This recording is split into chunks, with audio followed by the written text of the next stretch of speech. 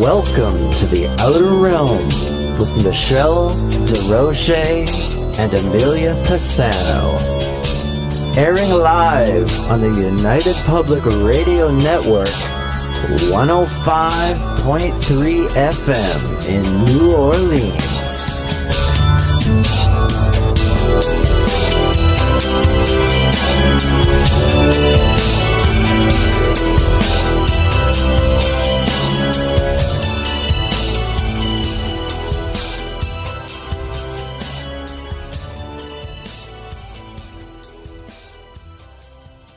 All right, everybody, it's time for you to get out and nominate your favorite podcasts. There's an amazing show I want you to consider for the People's Choice Podcast Awards. The Outer Realm in the category of Best Female Hosted Podcast. The Outer Realm is a very popular show hosted by Michelle Desrochers and Amelia Pisano, which boasts millions of listeners each week who are well known for and have been complimented on their very laid-back, roundtable style of interviewing. Together, this dynamic duo brings you the best of the best with guests from around the world who are well-versed within their respective fields of ufology, paranormal, esoteric, and other areas of high strangeness, and more. So go to podcastawards.com to nominate The Outer Realm in the category Best Female Hosted Podcast. That's podcastawards.com, and please take a moment and do it now. All right, everybody, it's time for you to get out and nominate your favorite podcast. Yes, it is that time of year again. There's a show I want you to consider for the People's Choice Podcast Awards, UFO Undercover, in the category of entertainment. UFO Undercover brings you some of the most revealing and current research that is being done with respect to alien abductions and contact. Host Joe Montaldo has been an abduction researcher for over 35 years and is uniquely qualified to bring you live interviews with some of the most well-known researchers in ufology. Go to podcastawards.com to nominate UFO Undercover in the category of entertainment. That's podcastawards.com, and please take a moment and get out and vote now. Good evening, everyone. Welcome to the Thursday night segment of The Outer Realm. We are broadcasting live on the United Public Radio Network, UFO Paranormal Radio Network 105.3 and 107.7 from the beautiful city of New Orleans. The Outer Realm is fully sponsored by the amazing people over at Folgers Coffee who have been a part of our journey since the very beginning. So thank you, Folgers. We appreciate you. Wouldn't be the same without you.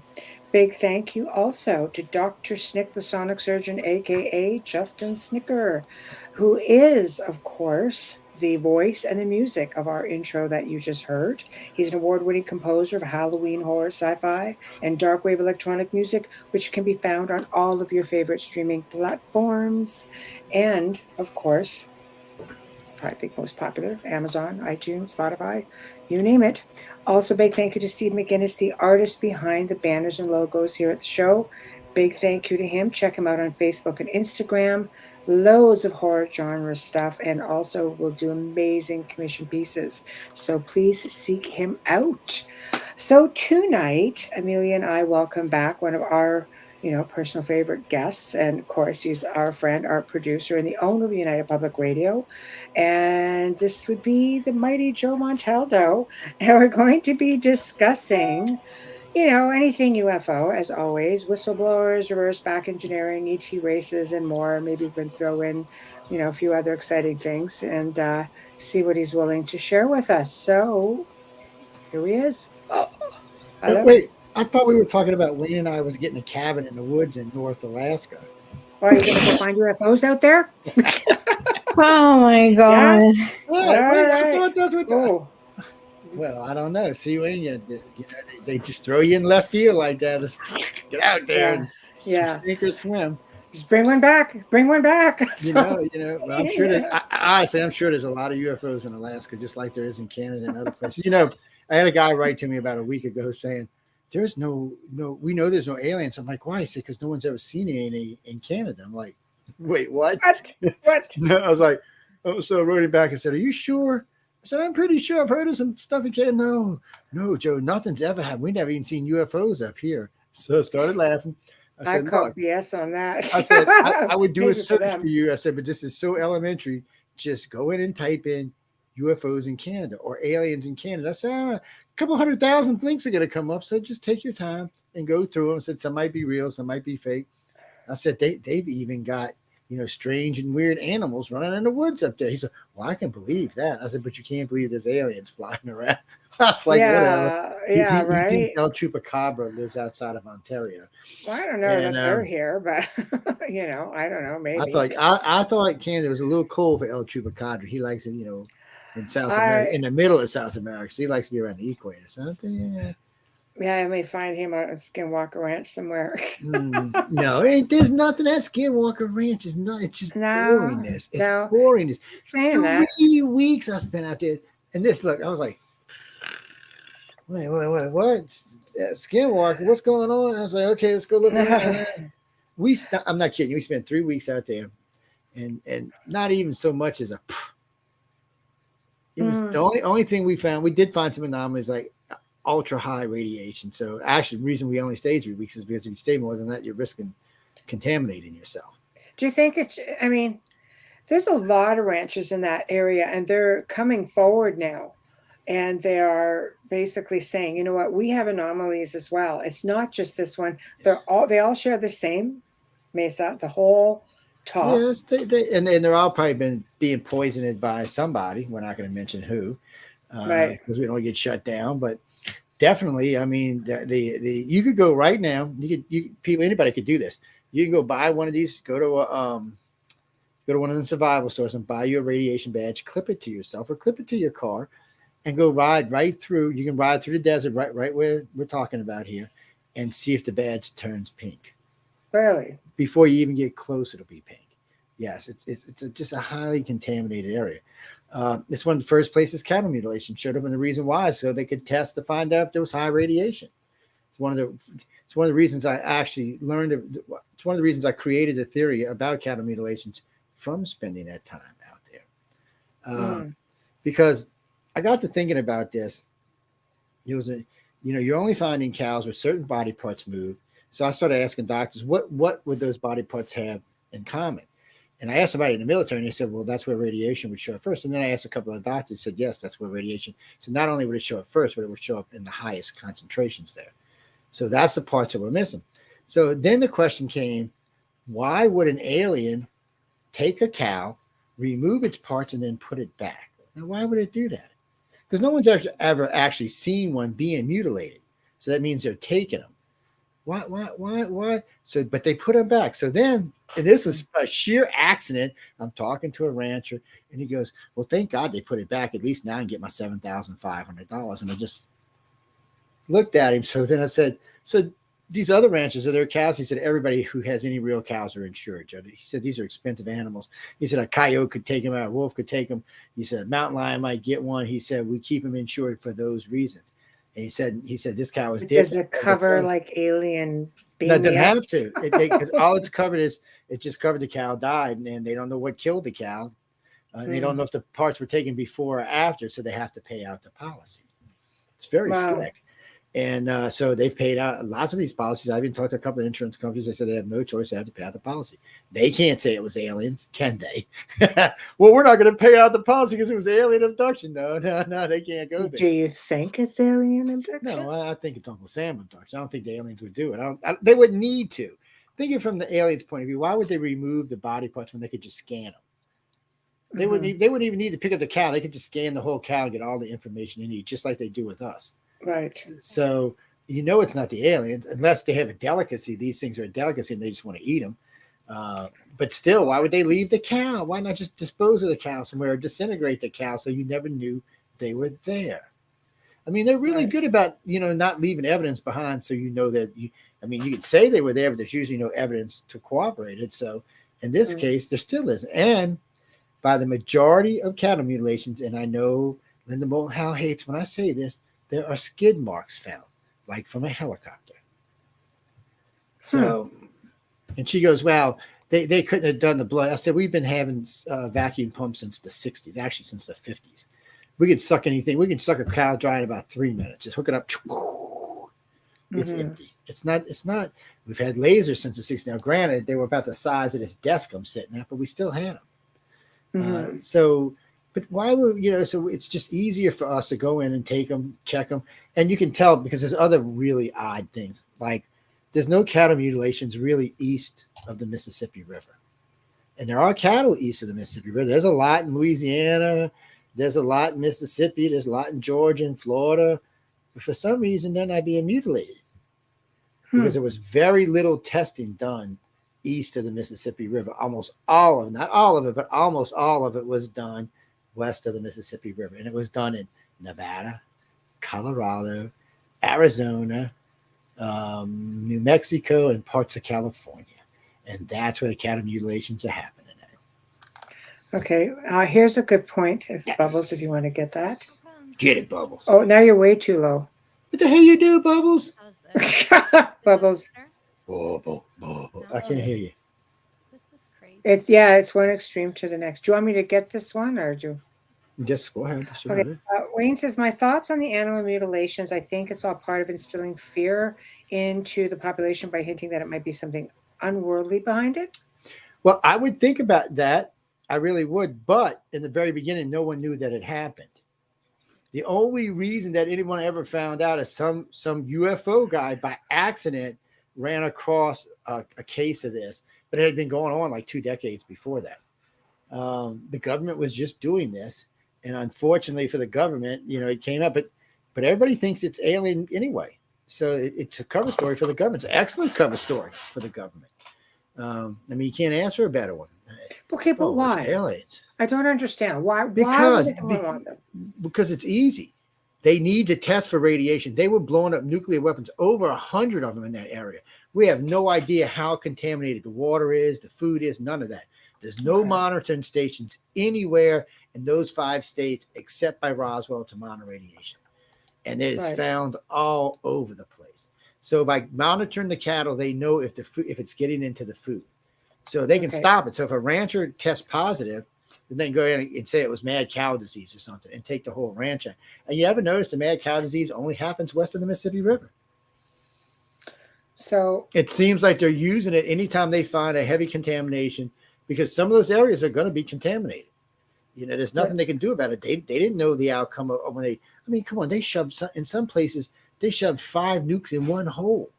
Just one after another, cracking all the way down. So this is what Wayne is saying. Was it up in this area? Is that why radiation readings are so high? Well, you know what?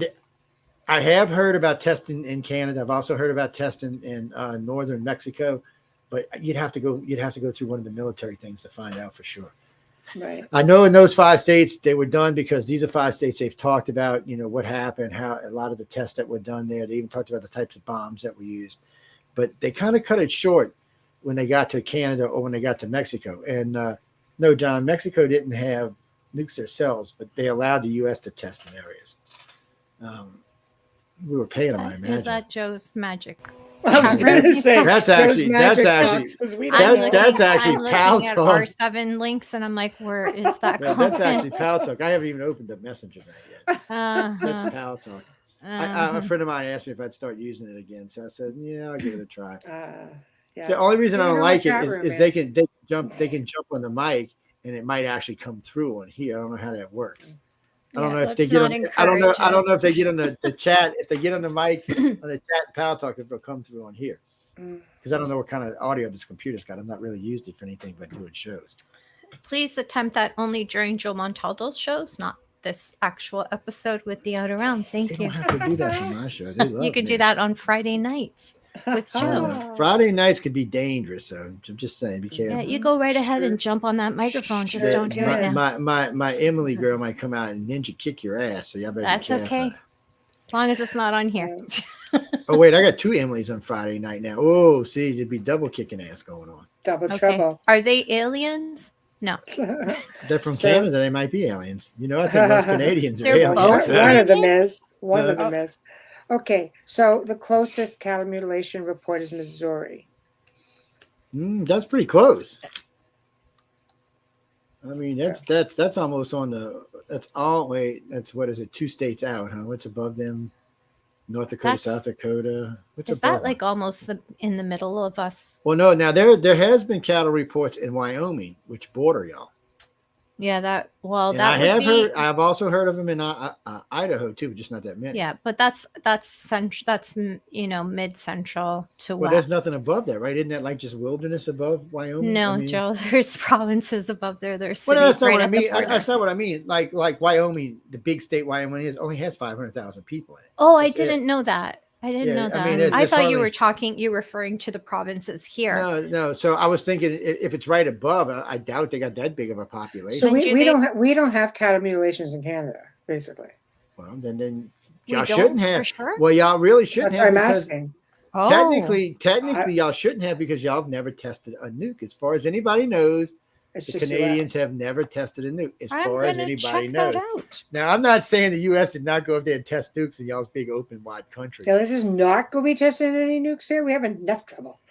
I'm just thinking. I would not rule out that some rich politician up there said, "Oh yeah, give us some money and you can come bury some nukes on the ground." That's not something I would rule out. I wouldn't. If I was a Canadian, I would not rule that out. Our politicians down here are no good bastards. Should I be just like hold on in private mode? I found it. Okay. I found it, and it's incredible that Joe mentioned Wyoming being up there because Alberta farmers were puzzled. It's September 28th, not since 1995 in Saskatoon, a series of cattle mutilations near St. Paul, Alberta, has farmers in the area scared and skeptical, and it went all the way across Alberta and Saskatoon. So that would be about where Wyoming is. Because our own, I don't think our own would do that. Well, all that means is you tested clear. That's not since 1995, though. Yeah, if there's been none since 95, that means y'all tested clean. That's 28 years ago. Now, in the U.S., there haven't been any really that recent. And the ones that have been kept hush-hush because the farmers don't want people walking around on their ranches and messing with stuff. But I liked what Tamara said. Y'all could have toxic waste buried all over the damn place. Well, she said they just did. Yes, because I know y'all were involved in it. Toxic waste, yeah. Yeah, I know Canada was involved with it. I know the U.S. was pretty heavy, too. Well, U.S. is supposed to be just buried the rest of what it had. Jade. Hello. Sorry. Hello, Jade. Hi, How Jade. are you? Hi, Jade. Thank you. That's Jade. Your name in Italian is Giada. Giada. Just say hello, it's Giada. We actually have Jade in Italian. I love that name. That's why. Okay. I don't know, but the cattle mutilation thing is just a weird thing because you can't find it anywhere else in the world. They said they were going on in South America, in Mexico actually, but they were busted, found it out that the guy was scamming the insurance company, and he was just shooting cat. Well, he was just doing weird things to cows. He had them in a big water tank, and he would take them out and say, "This is how they were," and then say they were dead and collect from the insurance. Right. And somebody went to go skinny dip in the water tank, the guy and his girl, and found a bunch of dead cows. Oh. And called the sheriff. That's how everybody found out. Oh. It's weird. It's weird because you always have to look for the answers first. I got a rule. Technically, when I got in the field, God, longer than somebody's been alive in chat, I was. Thank God. Talk too much. He's and telling tales. Just disappeared. Whoever you insulted just deleted you off the screen, Jojo. I know. We'll just wait for him to come back on. You're still talking? What are you doing? Don't ask me what went on there, girl. I don't know. I guess to keep the screen.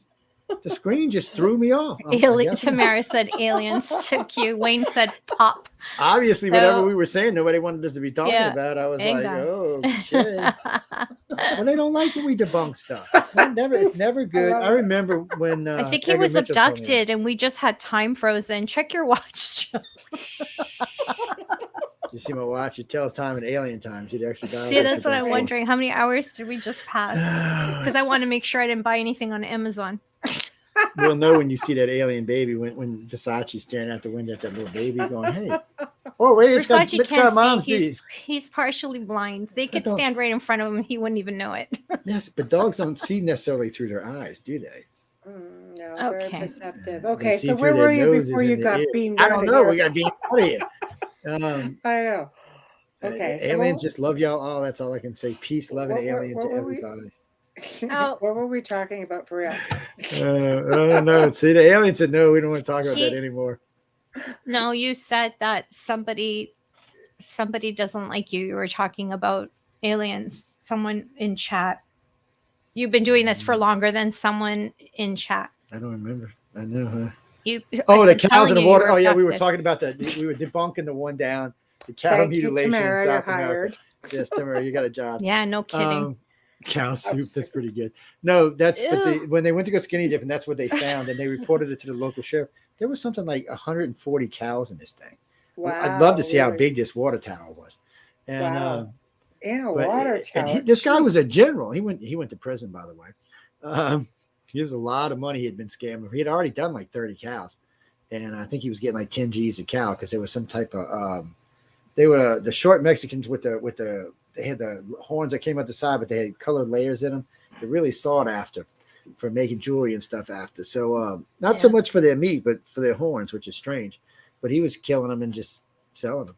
He was removing body parts and saying, "Hey, I found them here. Look, their skin's all wrinkled and melted, and these parts are missing, and the blood's missing." And he had a good scam going. He just should have quit for a while. He went too far. Crazy is what he did. I think he was trying to do the whole herd. That was insane. Okay. So getting back, Knights, I believe about you need to 5% of what's coming out right now. I'm sorry.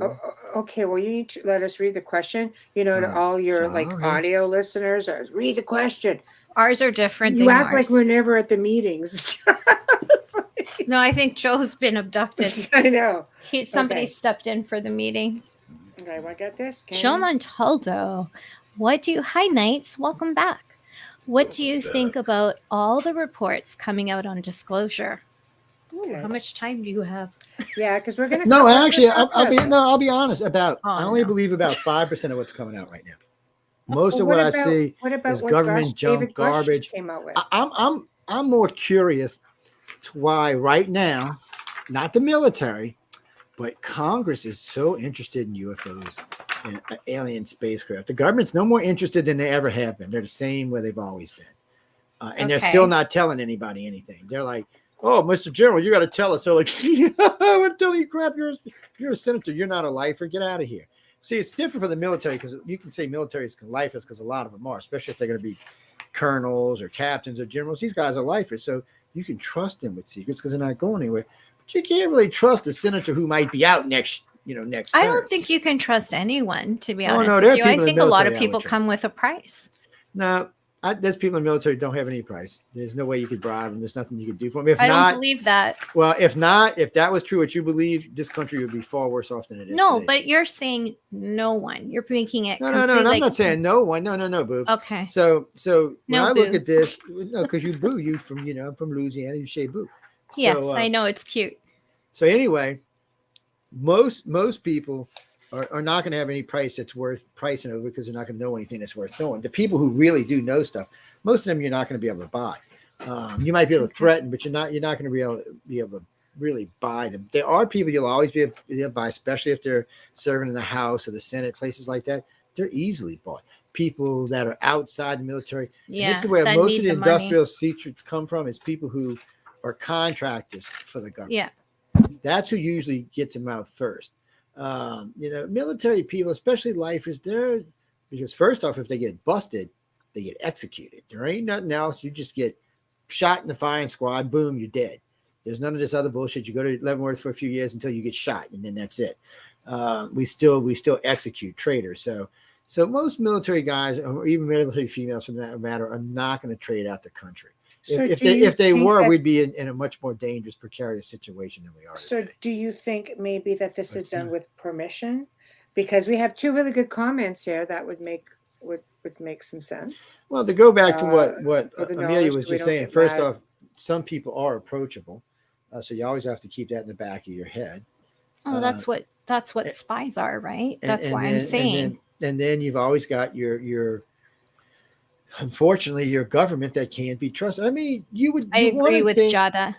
You want to think that you really want to think that all of our congressmen and all of our senators are unapproachable. but deep down, you know it's not true.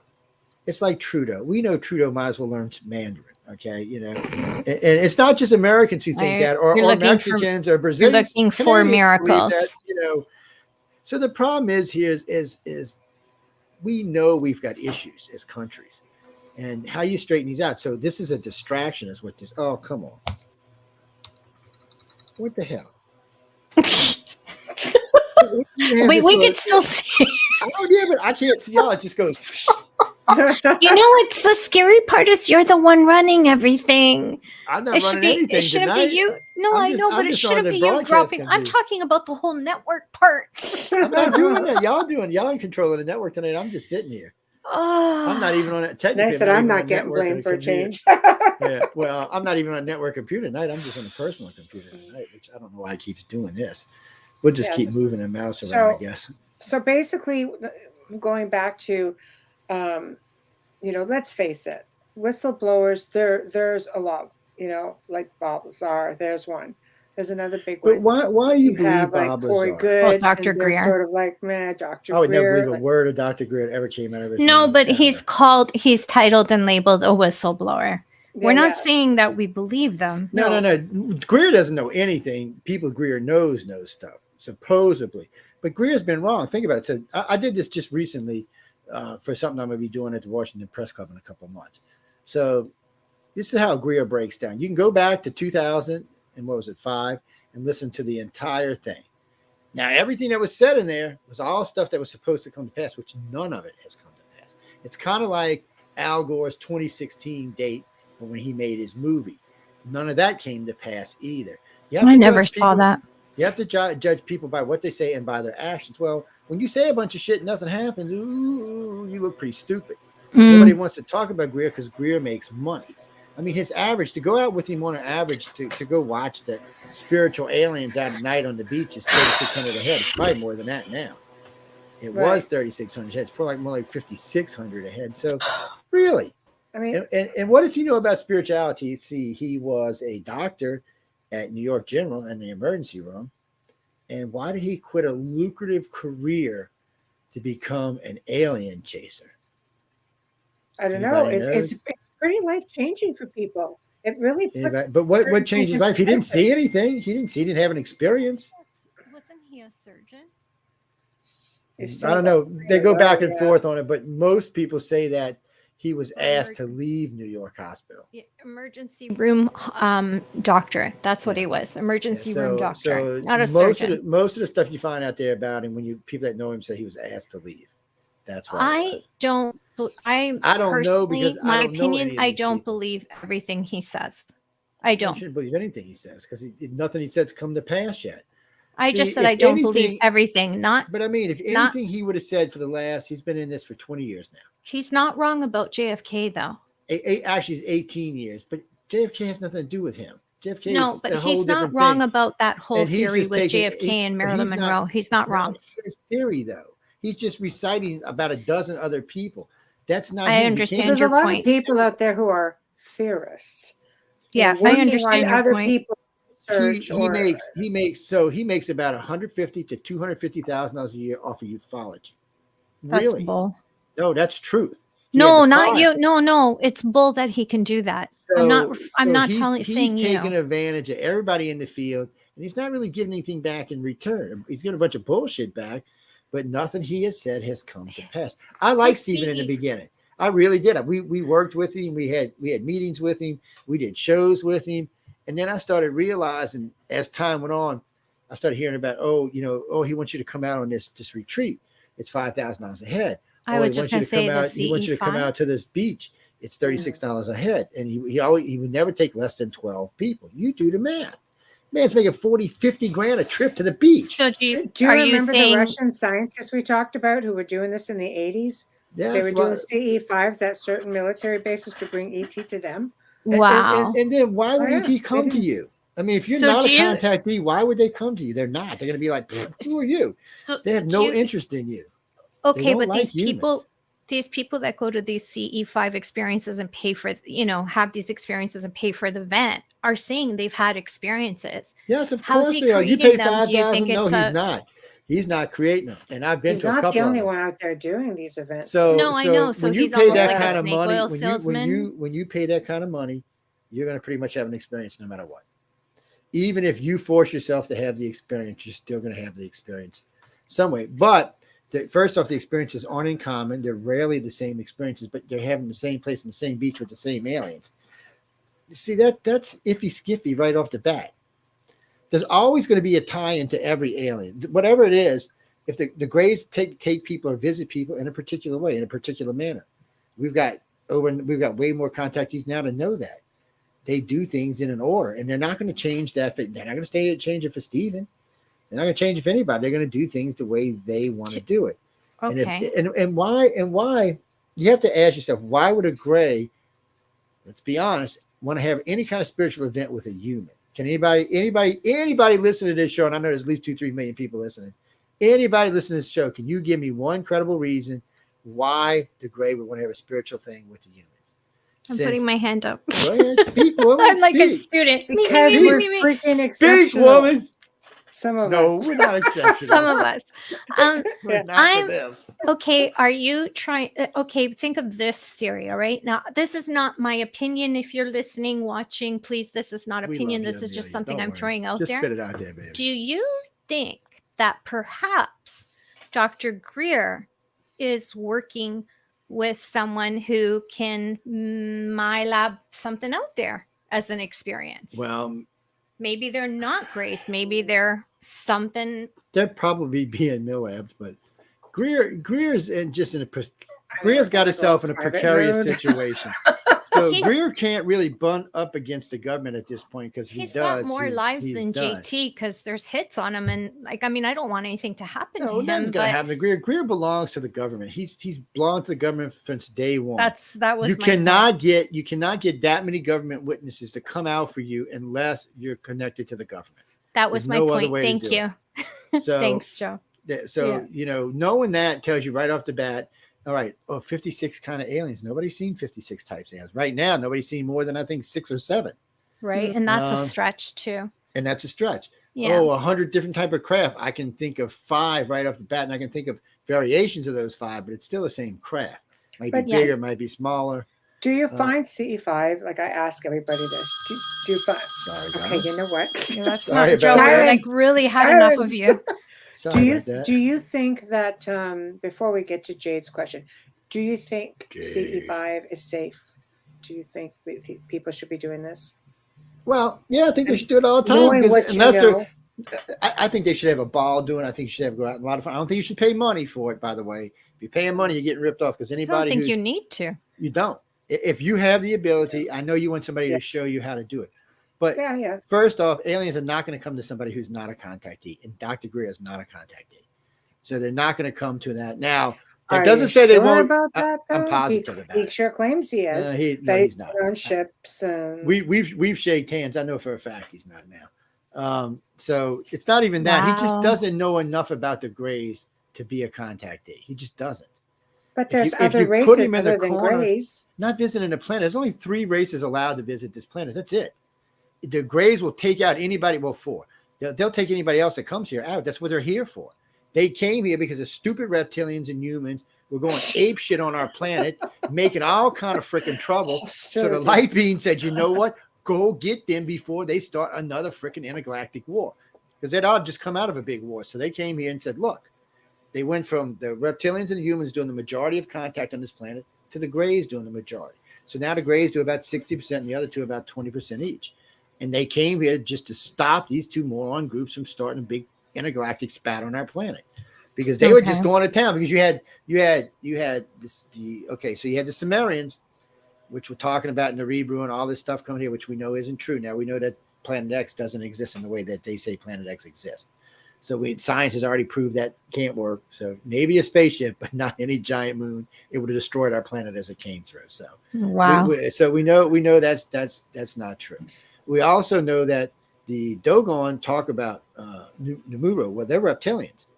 The Sumerians talk about a human type race that was here. But both of these are like next door to the each. But we got to remember what we're talking about here. We're going by age. These 2 were around 6,000 years ago.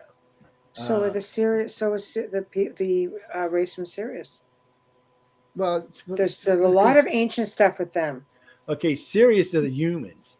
So you got to remember, this is what people get confused about. The humans have colonies all over the place, just like the Greys do. Hopefully, we didn't lose y'all, but they have colonies all over the place, and each colony is a name, you know.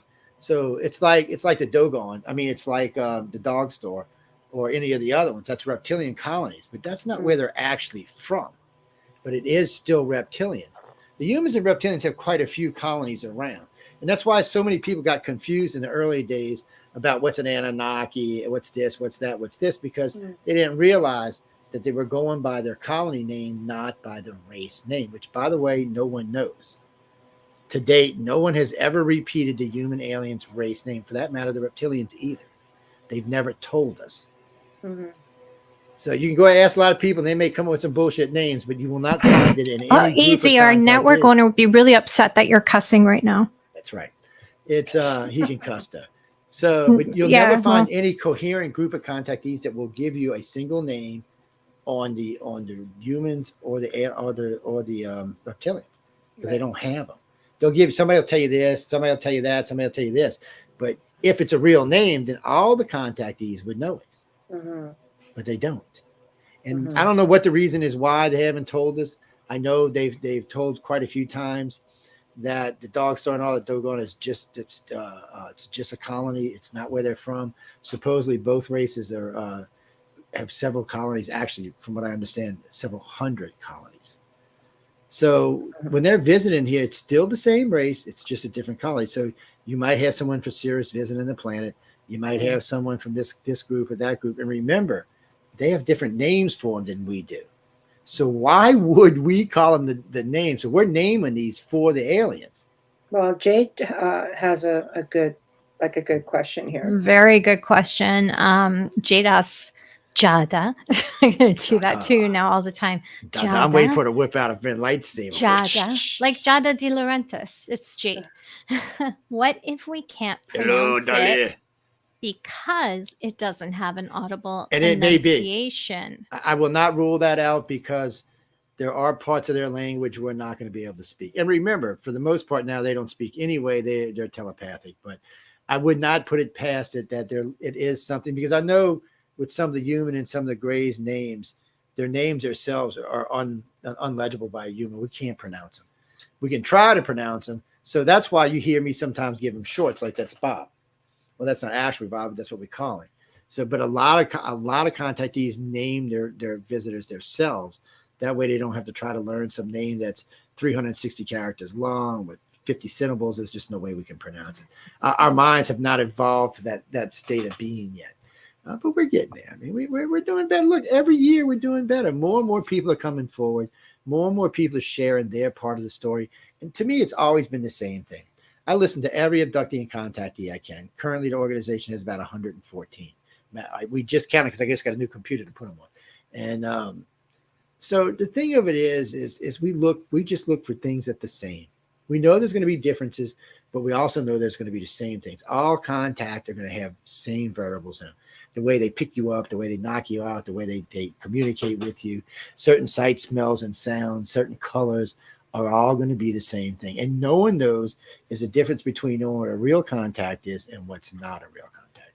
And the other problem is, we got a couple of problems. One, we do have a government out there planning false contactees.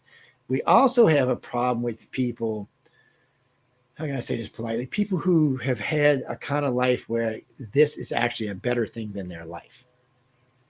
So probably a third of everybody we've ever spoken to date, which is more than 250,000 people, is probably people who had something bad in their life happen and they covered it up with the dream or the illusion of contact.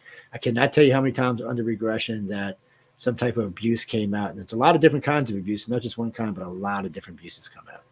And it's hard because I'm not a psychologist. All I can do is refer them to someone. It's not my job. And there's no covering the memory back up at this point because it's fresh, it's strong, it's streamed. You've lived the emotion because the first time we make you go through the emotion of the contact. So it's there now. It's a wait life a thing. second. Excuse me. You just said we make you. Yes. why I work with ICAR. It's not just me. There's lots of us out there working. Right now, So the is it a biggest good group for idea us then? is India. Well, I warn people all the Hypnosis, time it about messes people apoptosis. up. It does. You know. And as you've seen, if you don't close something, it keeps going. Now it gets less and less and less, but if you don't close it, which is, we didn't do, it leaves an It's kind of opening. like a Ouija board. It is. It just leaves an We're not opening talking into your about head. me, just so y'all know. Yeah, we're not talking about Michelle. No. And No. we'd have done a kind of hypnosis for Michelle. Yeah. First, we'd had to have Not Wayne on tie her Michelle. ass down. Yes, For we'd have someone Wayne else, tie her an actual ass person. down, just and give her some drugs, and then Yeah, we maybe. need to really specify that. Yeah. Yes. Wayne, I'm gonna send you some chains and some sodium amytal and some sodium pentothal. Mix it together. Give her two in her brownies and chain her ass down. Yeah. Yes. Wow. Then we might be able to hypnotize her. And still, You have to have her eat those brownies first. Michelle's Well, not a chocolate fan. Well, we'll do something. Maybe some blondies or something. Maybe something we know she likes or something. No. Maybe Look, ET doesn't want. What do you like to guys. eat, Joe? We'll give it to you. Have you maybe I'm thought a about coon ass. that? I eat anything. Girl. Come on. You eat anything? Yes. Stick it in a frog just leg. stick it I in don't front of me. It'll get eaten. You It's, will too. It's. You don't want to leave anything there. That's right. When you come from where I come from, you'll eat anything. That's just part of life. Download already thing. I no, but seriously, maybe not everybody is meant to remember. You know. Well, no. So people, this is what they do. So like in this room and other times when we're doing this kind of stuff, you'll notice there are some people that are much more comfortable with this, much more willing to talk about this. It doesn't always mean they're right, mind you, but it means that they've come to terms with their experience. Now, unfortunately, we're humans and we can only understand things through our own understanding. So when you look at something, you can say, oh, it's this, and this. But since our brains only can go so much and our IQs can only go so high, we're missing something. Because the aliens, of course, can see at a higher level than we can and understand more than we do. So sometimes when they're telling us something, we miss the meanings or we get part of the meaning, which changes what the meaning is. Or when you're witnessing something or event on yourself or someone else, you may not always get it 100% right. It's unfortunately, we can, and of course, the more intelligent a person is, the more they're going to retain of what they've seen. But then it's a tough thing because, so if we did everybody in the room, right, let's just say everybody in the room was a contactee right now. So Dolly's been around the block a few times, so she understands this a little more. So if you go through this and you go through each individual in here, and if they're all contactees, there are going to be similarities in what happened to them. And then there's going to be this part that's entirely different. It's a double thing. So part of it is what you made of the contact, and part of it is what the alien made of the contact. And then there's the truth. So it's like a three-edged sword, basically. Your view, my view, and the truth. And that's really how it is. And because the Greys, especially the Greys, they're just so far ahead of us. It's hard for them to enter. See, with the humans and reptilians, it's different. They're way far ahead of us, but they still remember being us. In other words, they remember being the awkward, fumbling, dumbass people who might nuke their own planet or go out in space and do something stupid. They remember that still. The Greys do not. The Greys do not think it's funny. It's like the Queen. It's not amusing. That's just how they are. They know way more than the other races put together, and they want to see mankind make it. But you know what? If we don't, well, so be it. There's other races to deal with. Would you say that there are more contactees than not on this planet, or less? 15% of the population is contactees. Okay. That's it. There's no more than that.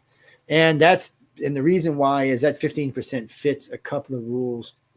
One, there's a segment of children on the planet right now that seems to be moving at a faster, higher, bigger pace than everybody else, all everybody else's kid, which happens to be around 15%. It's just, and then when you get into the blood types and all, they fall into the 15% range as well. And there's a few other numbers besides that just happen to fall into that range. See, they don't need 8 billion people to save the human race, but 1.5 billion would be nice. That you could start several colonies with that, or you could intermediate them. And I don't even know if they're going to start new colonies with. So they may just stick us on colonies with other aliens. They're not going to leave us. Put it this way: this planet won't be ours forever. We're gonna live here, but eventually they're gonna move part of it. Something's gonna happen to the majority of the race, and there's a lot of different. The Holocaust dream goes a lot of different ways, but something's gonna happen to the majority of people on this planet, and then it's different. Some of the humans will stay here, some of the humans will go off world. Okay. Some of the humans are already off world. That's the real kicker. When you die, they just upload your consciousness and take you off world. So there's no need for a lot of the stuff that people say there's no need for, because simple. When you, at the moment of death, they suck you up, either put you on a disc or put you in a body, and away you go. You may stay in a disc for a long time. You may not. You may find yourself in a new world in a matter of hours or a matter of days. But still, you just don't know. But that's what I'm saying. And before anybody asks, no, they do not ask for permission to do it. And the reason why is, one, they probably don't need to, because whoever they originally started abduction 200,000 years ago probably already gave permission for the family. So you're out. You don't have any rights in this. Your rights have already been given up through your family line. They're going to take you and do what they want. Well, why the word abduction? Why is that such a strong? Why isn't it and we don't use why that. isn't it being? It is an contact. Experiencer. So for people like Dolly and myself and others, it is contact. It's not abduction. But for mainstream anything, it's alien abduction. They don't want to say alien contact because one, it's too comfortable. It is too comfortable. Yeah. And one, it takes away a lot of power from the media. So by saying abduction, it gives the media power. If they say contact, it takes it away from them. Yeah, abduction sounds fearful. Yes, and it gives it to people like us. So that's one of those things. What do you put that abduction word in front of? Is a missing child. My child's been abducted. Yes, and that's true. But this is how I break it down for people now to make it easy. So if you're waking up and you're having these horrible dreams, or you're having these dreams, or you've seen something in your house, but you don't know anything about it, you can consider yourself an abductee, because you don't know what's going on. Once you make first contact, once you open your eyes on board a ship and you realize what's going on, you're now a contactee. Once you start talking about it, you are definitely a contactee.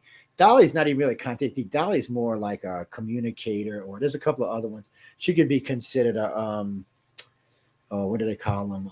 Damn, I forget right now. But there's a couple of other terms, because contactee means that you're a contactee, but usually the people who have advanced over that, there's another term for, because they really do want people out there talking and communicating about it. Oh, they're keepers. That's what they are. Keepers are the ones that work with the contactees and the abductees. They're inside the group. They know more about what's going on than anybody else does, because they're privy to the information, but they still don't know everything by any means. I would never, ever, ever tell anyone 100% of what I've experienced. That would be utterly ridiculous for me. Well, because there's no 100% anyway. I give certain bits of information. I would never 100% give. No way. Well, it's for us. Okay. Yeah. No, I'm just saying. Yeah, I think you have to be careful with stuff like that. Well, you have to. Well, see, ICAR only gives out 50%. So 50% of what we call abduction criteria we've made public. The blood type study was on me. I shouldn't have made it public. It turned into too many people just took it for a whole thing that it shouldn't have been taken for. And because it's not, it was designed for a particular reason. And see, you definitely probably, well, not definitely, but it's O negative alone means you have at least a 60% chance of being taken, of being an alien contactee or abductee. Being RH negative in general really ups your chances. Need to think about that. But before anybody says anything, just because you're not a negative don't mean you can't be taken or won't be. Positives get taken too. It's just, this is the weird part. RH negatives only make up 15% of the world's population. That's it. But they make up 65 to 70% of all contactees and abductees. Figure that one out. But there's still 30% that are positive that are still being taken. But again, it slams it down to about 15 to 20% of the world's population, which means that aliens don't care about the other 80%. They just don't. It's cannon fodder. It's one of them things. So if we're going to survive it, then I disagree with ICAR myself, and I'm one of the damn directors. Do you see what you just said? I get more trouble for giving out. Okay, this is a good point. So in the old days, I used to get in trouble all the time about what's abduction criteria and what's not. You get in trouble for giving it out because it's the only way we know who's lying and who's telling the truth.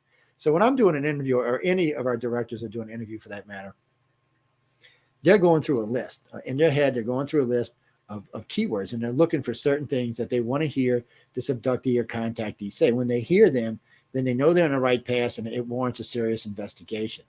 But when you give out too much criteria or too much abduction information, then people can use it against you, and you end up finding yourself fighting your way through it because, if somebody has 60% of your criteria, then it's easy to lie. That means the researcher has to work 3 times as hard because some dumbass, not mention no names, Joe, gave out too much abduction criteria. So we keep it to 50%. That's the organization rule. We voted on. I got outvoted. So. Okay. Well, we have a question. Oh, before we go, wait, before you do that, I want to say this to anybody, before anybody says anything, we do admit when we make boo-boos, because we have made boo-boos in the past, and we do change things from time to time because we found out we were wrong. As far as I know to date, we are the only organization in any of these fields that actually has even changed anything. Even though other organizations knew they were wrong, they still have not changed it. That's just sad. So before we venture too far away from the topic, then we can go on. Bubbles, can you get that? Yes, I can.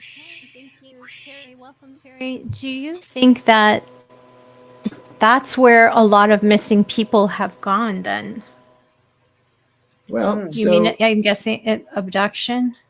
So most of the time when they take somebody permanently, they're on their way out, meaning they're dying. And that way they're not really missed. They don't like taking people that's going to be missed because there's a lot of questions get asked.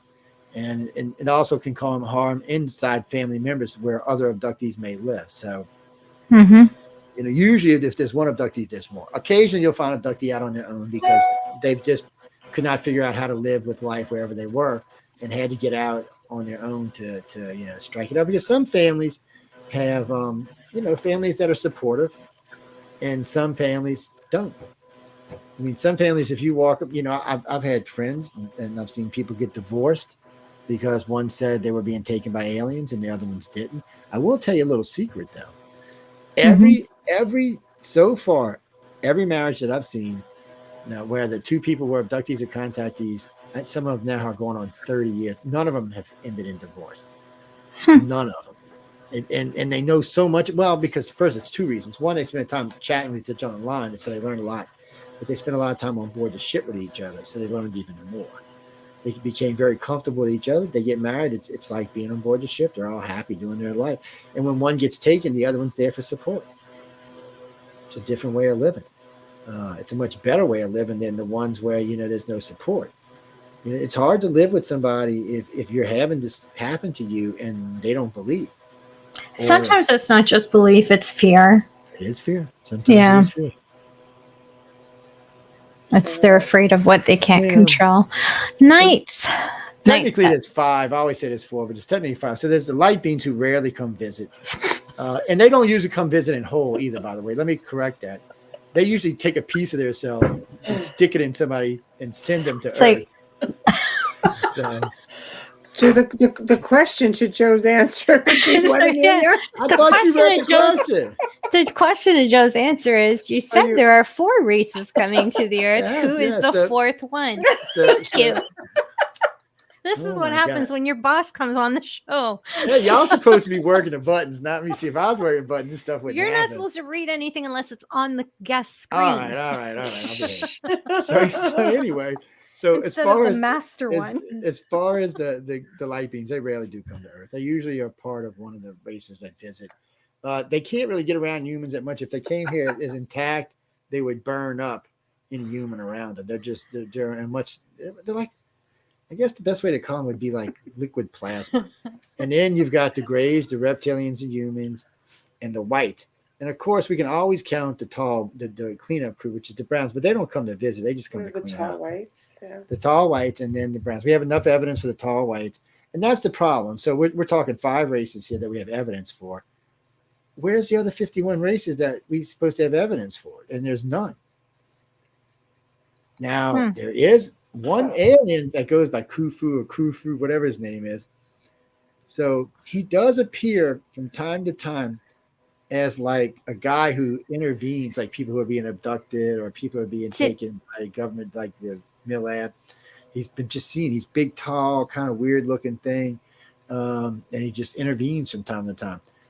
I have no idea if that's true or not. He's called Khufu. Oh no, I'm saying the name wrong. But there's a religion that actually believes in this thing, and then there's a bunch of other people who in the 50s and 60s said they saw him, and he would just show up when somebody was in distress. But he was an alien of some sort. Almost like I can't remember his name though. It's What I think you're talking about Ebens, because this is the thing that's circulating right now. EBEN. no, the one that you talked about yesterday. Yeah, but this started with a K, and he was really big, and it was just one of them, and it'd been on our planet for a very, very, very, very long time. It's just funny because Khufu is a Sicilian dialect, and it means who did it. That's also Who did Pharaoh. Yeah. It's I'll have to find his name, but I haven't heard the stories recently, except for when I was talking to somebody about a particular religion that came up. Is he almost like a Mothman kind of thing? No, he's just, it's just weird. The people I've heard talk about it actually were credible. I just didn't understand exactly what this alien was supposed to be, or who it was, or was it just something that was manifested? Was it something that was made by the government? You got to remember, people, the government's sneaky little no good bastards, and they will fake stuff. So thanks, YouTube. They will. YouTube loves me. They've got a big section of this as Joe Montaldo. What about the differences between, like, what do you know about Ebens, EBEN, the difference between them and the Greys? Because this is something that's going on right now. That's something somebody made. Oh, see, that's my whole point. That's something somebody made. That's why you're here. Somebody got bored and needed a way. All right, you got to remember something about ufology. You're only as memorable as your last thing, whatever your great last thing is. So you need to get in the field. You have to make something up to get in the field. If you can't prove something, you got to make something else. The Greys are the Greys. The Greys are very funny. The Greys are very nice and also very mean at the same time. They're just, look, you get in your head, they'll let you in their head, and stuff like that. They'll let you see stuff sometimes. If you go too far, they'll just smack your ass back. But they're pointed in the way they treat us. They have a particular thing they're doing, and they're very, very pointed, and they're very funny about who comes to this planet. The council and the light being sent them here to make sure this is a protected planet. So they're just not letting anybody come here. It's just not going to happen. So the only aliens that have been here have been the aliens that have been here for the last. Well, the Greys have been here as long as the humans and the Greys. Greys and humans have been here the reptilians and humans have been here about 200,000 years. The Greys probably 40 or 50,000. They were sent later on because there's two stupid races, and I shouldn't call them that in case they abduct me. But the stupid humans didn't know the reptilians were here. When the reptilians found out the humans were here, reptilians got upset. So why? Because we're prettier? Yes, no, because they're prettier, they think. And they had these great, huge libraries on this planet. As far as they were concerned, see, the reptilians had a colony here way, way, way, way back when, probably 60, 70 million years ago. When the big rock came, they left for a while. When they came back, they're doing their thing. They seen some weird-looking humans. They're talking to them. And these weird humans that they found the doggone just said, oh, wait, there's some big cities down there you should go check on. So they go find these big, huge cities, reptilian aliens all over, human aliens all over the place. Making slaves, changing things, stealing gold, doing whatever they can. Well, they got hacked off. First thing they did was started stealing the women. They raped the women. They sent the women back. The women had children. No, that's not what I'm laughing at. Yeah. The children were born were different. And they were different in a major way.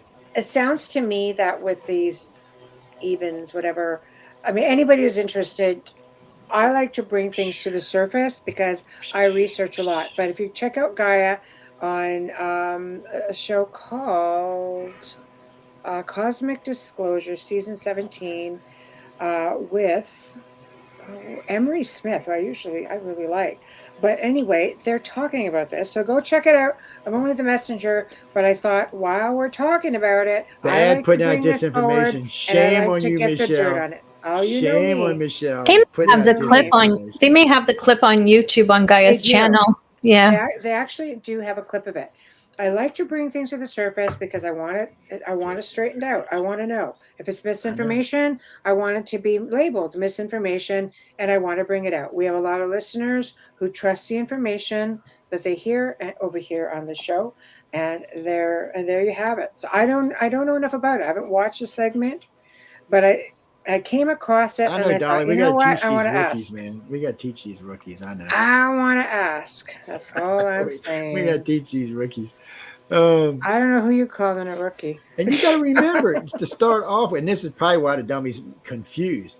There's not just one grade. First off, none of them are great. I mean, let's just be honest. None of them are great to start off with, just not the actual color of them. Secondly, grades come in 3, 5, 6, 7, and 9 feet. And they come in at least a variety of at least 5 colors that I know of. So, yes, you've probably seen the same alien. You're just thinking, oh, it's a new. No, it's not. It's the same damn Joe's a alien. gray. They're not. I'm telling you now, the grays are they packed it. Allows aliens on this planet is solid. They don't even like the tall whites being here. They tolerate them because they snuck here and they've been here and they're friends with the U.S. government. But that's the only reason they tolerate it. What do you mean the tall whites are friends with the U.S. government? The U.S. government's the one that gave them. They're out at Area 53.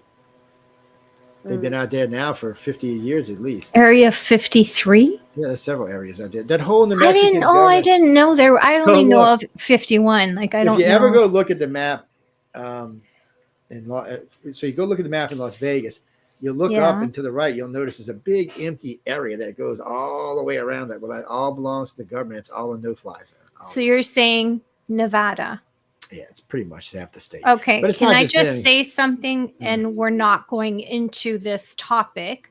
I'm just making a comment that is something you can look up. The most missing children that go missing come out of the state of Nevada. That's just Wouldn't food for surprise thought. me. I'm going to leave it there. Wouldn't Yeah, even keep us on. surprise me. Yeah. Well, Here's a They question. have Doug Michelle all the time. Last time No, I was on this. that's a statistic that you can Google on anywhere. But The last time I was on this ship with Michelle, she was trying to choke out one of the little. I said, Michelle, you can't do that. What? I said they're going to make you float all around the ship if you. I mean, she got walking around like it's a cartoon or something. Like, Michelle, put the damn alien down. Oh, you gotta watch her all the time, people. She's bad. Like I'm that. lost. I'm alien friendly. There's one sitting in the back. Yes, she's alien friendly. She banging his head in the wall, and she The poor Gray one was made like, with burn I up rub his blanket Buddha belly and doesn't everything. count. the Gray was like, he looked like he was drunk or something after Michelle got. Yeah, he's happy. Around. He's sitting in a He like was 300-year-old chair. He's loving it. I He's know. I'm man. living vicariously through him. Well, you know, like purple. See, the thing about the Grays is funny. There's Okay, like can we ask the question first before you start? what? Okay, Oh, go I'm ahead, sorry. Amelia. Because she's doing that thing again. Okay. Okay. I'm Terry just says reading. that's messed This is a up. guy because you remember when Look, that I had to thing close came, my you have to ask the messenger so I question. wouldn't read off my messenger. So y'all should be glad. Don't even. Go ahead, Amelia. Okay. Terry says that's messed up. How do you know if you were taken from the government versus the Greys, etc., etc.? You need to find someone like me, and I'll tell you if you were or not. Yeah. Actually, sometimes you'll know. There's subtle differences. The government's the way they cover memories is not. See, the Greys now don't cover memories; they use loop memories, so it's a much different thing. So the government usually they'll use somebody that's empathic or telepathic, and they'll use sodium anisole, sodium pentothal. Y'all thought I was kidding earlier when I was talking about this, but it's true. It's the true serum drug. In case y'all didn't know that, that's what it's Yeah. for. It's to make you tell the truth. Sodium pentanol. Yep. But it allows you to become very susceptible. So it's easy for someone to hypnotize you back into whatever they want you to believe, or to erase a memory, or to hide a memory. And if you happen to have a good hypnosis that's telepathic or empathic, you can make the scans much deeper, and you can put the memories much, much deeper, where you'll have to get somebody who really knows what they're doing, and somebody can bring somebody down to about a level 10 to pull it out. But, usually they're sloppy, they're fast. They put you around level 3, level 4. Oh, well, unless something triggers it, you won't remember. But you never know, people. Remember, sight, sounds, and smells can trigger memories. That's why I tell people, if you've been abducted, go around stuff, just pay attention to your sight, your senses, your smells, because it may trigger something. Okay. I put a lot of people on it. Yeah, Dolly says, I'm a little shocked by this because I know a lot about Snowden. Chat room. Dolly says, Edward Snowden came out and said no government has anything in working deal with ET. They don't. That's a true statement, too. They don't. ET doesn't want to have anything to do. It's hard to make humans understand this. They always want to think we're the biggest, baddest, greatest thing, but we're not. When it comes to the universe, I wasn't aware Snowden had any association or contact with Snowden had some, and then Mary Jane had some, whatever his real name his is, wife. I forget. No, Okay. you remember there was an 18-year-old, what was the guy that was releasing the documents in England? What was his name? I can't think of his name. Anyway, he's real famous. He stayed over there for years before we could get him to come over. What the hell's his name, y'all? Come on. I don't know. I He's just very know famous Snowden. too. And he's the reason why Snowden did this. So but before Snowden did it, this other kid did it. Okay. And he was 18. He released all kind of documents, and some of this had to do with aliens. And then, of course, he was put in prison, and then he had a sex change while he was in prison, and then Obama let him out. Yes, I can't remember his name though for some reason. But he sent all of his stuff to the guy in England to release. He was staying at the embassy, the Ecuador embassy or something. What the hell is his name? But Snowden also had gotten information that suggested that the government didn't know anything. Dolly says Snowden had access to all government information, and that's why they wanted him to shut up. Yeah, I know a lot about Snowden. This is just the first time that I've heard that. Thank you for that. I had no idea, because everything I've ever done research on him has been regarding the privacy of all of us. You know. You know, Jade, you give us too much credit. Ants are smarter than we are. Jade is saying exactly what I feel at times. I feel like we are the equivalent They of an work ant together. colony. No, their ant colony would be, when it came to aliens versus ant colony, they would think the ants were more intelligent than we are. It's and ants are actually quite intelligent. Workers. Well, it's more than that though. They speak they can actually speak cross languages between the different ones that we can't do. They already know how to get across. There's a lot of things they can do that humans haven't figured out yet. Come on, I'm watching build ant bridges across the thing to save their colonies. We can't do that. We'd have to go get heavy equipment and shit. Yeah. It's just fun. I mean, it's there are MILABs, unfortunately, but I can tell y'all how to avoid MILABs. Don't ever say you're an abductee or a contactee. Don't involve your family, and stay out of it. You won't have to deal with it. See, like Betty and Barney Hill. Betty was not the contactee. I know I'm going to catch flack about it, but she wasn't. Barney was a contactee. Barney had had these problems since he was a young kid. Barney had been seeing a psychologist since he was like 6. Did you tell Kathleen Martin that? I've told Kathleen Martin this, and I've actually argued this and debated with her. And but anyway, we talked about this many times. So I said, no, he was the one. And you just go by the evidence. I tell people always the same thing. You don't go by the hearsay, you go by the evidence. And the evidence showed that he was the one that was in having the problems. He was the one that was friends with the 3 captains. He was the ones that the government, he was the one invited to the White House. None of this had anything to do with Betty. Betty didn't even say anything about this until according to the ship over there. And then some of the stuff she said there, let me know beyond any reasonable doubt that it was a military abduction, not in the contact. Mm-hmm. That's when me and Kathleen Maldron got into it. So this is what Kathleen did, by the way. She would not admit that was the military abduction, but she said after that there were military abductions. Okay, well, she's not here to defend herself. Well, no, but you don't have to. So on the ICAR website is the argument. I posted. See, because I'm an honest person, I put her argument and my argument side by side. Hers is in red, mine is in black. You could read it for yourself. And she approved it. She signed. That's nice of you. So you can pick whichever side you want to pick in this argument. Both were good discussions, but there was things that Kathleen took advantage of, like she changed the pull-down map to a flip-on flat screen TV. Well, that is not what Betty said. Betty said it was a pull-down map, plain and clearly. She said the book that the guy handed her was a book, where a regular book. To this date, I have never heard any abductee ever say they were given a book, ever. I mean that and I've never heard about a pull down. No, never. Nothing but a U.S. military base.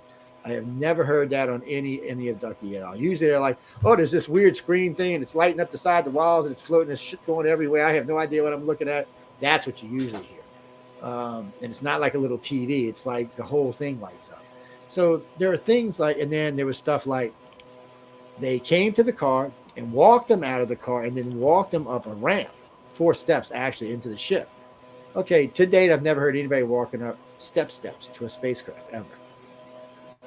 So there's things with the case that are just actually that tells you it was a military abduction. The biggest part is they were in Canada the day before. They were up there with y'all Canucks. So while they were in Canada, they stayed at a hotel, they had breakfast, they asked for directions home. So let's start with that. If you asked the two of them, what hotel did you stay in? They couldn't remember. Now this is, you could remember a hotel you stayed in. Okay, let's say you couldn't.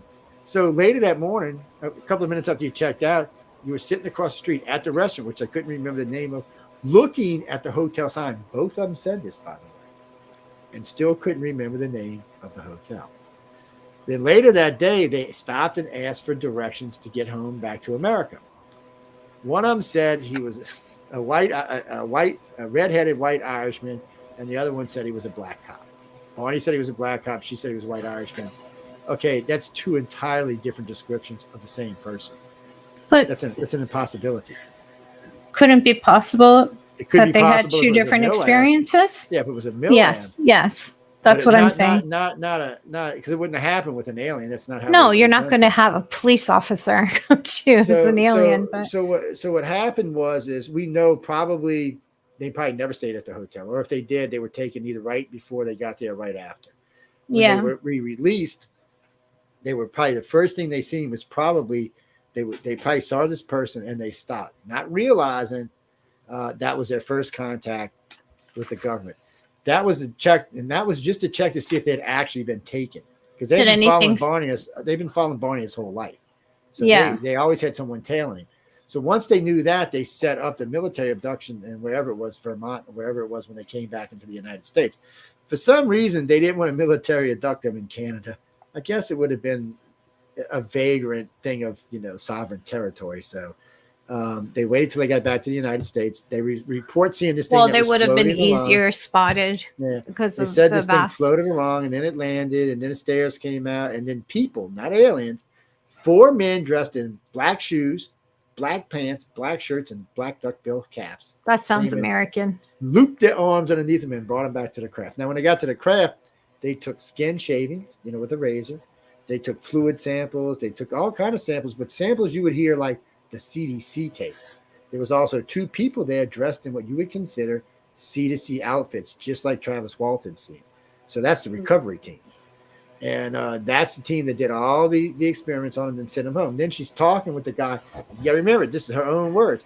Oh, I was talking with such and such. The guy had the big nose. Why Barney was being experimented on, because Barney was the contactee. He was the one that the aliens took care of. He's the one the aliens did stuff to. And therefore, he was the ones they were after. Betty was just allowed to see. And a lot of times they take couples where one of them is not an abducted. So it's not even the first time. And in this case, the government didn't have a choice. They needed to get to Barney while the evidence was still fresh. It was less than 12 hours. They wanted to get to him while it was still fresh. So they had to do it. Because sometimes they even take you with your dogs in the car with you. Oh, I don't like that. So, it's just, but it's hard for people to grasp. And then people get mad at me about the Betty and Barney Hill case. But when you find new evidence, because I got the original Simpsons tapes, I went through all of them. I listened to all of this. There's 69 and 70 and 71 interviews they did on radio and TV.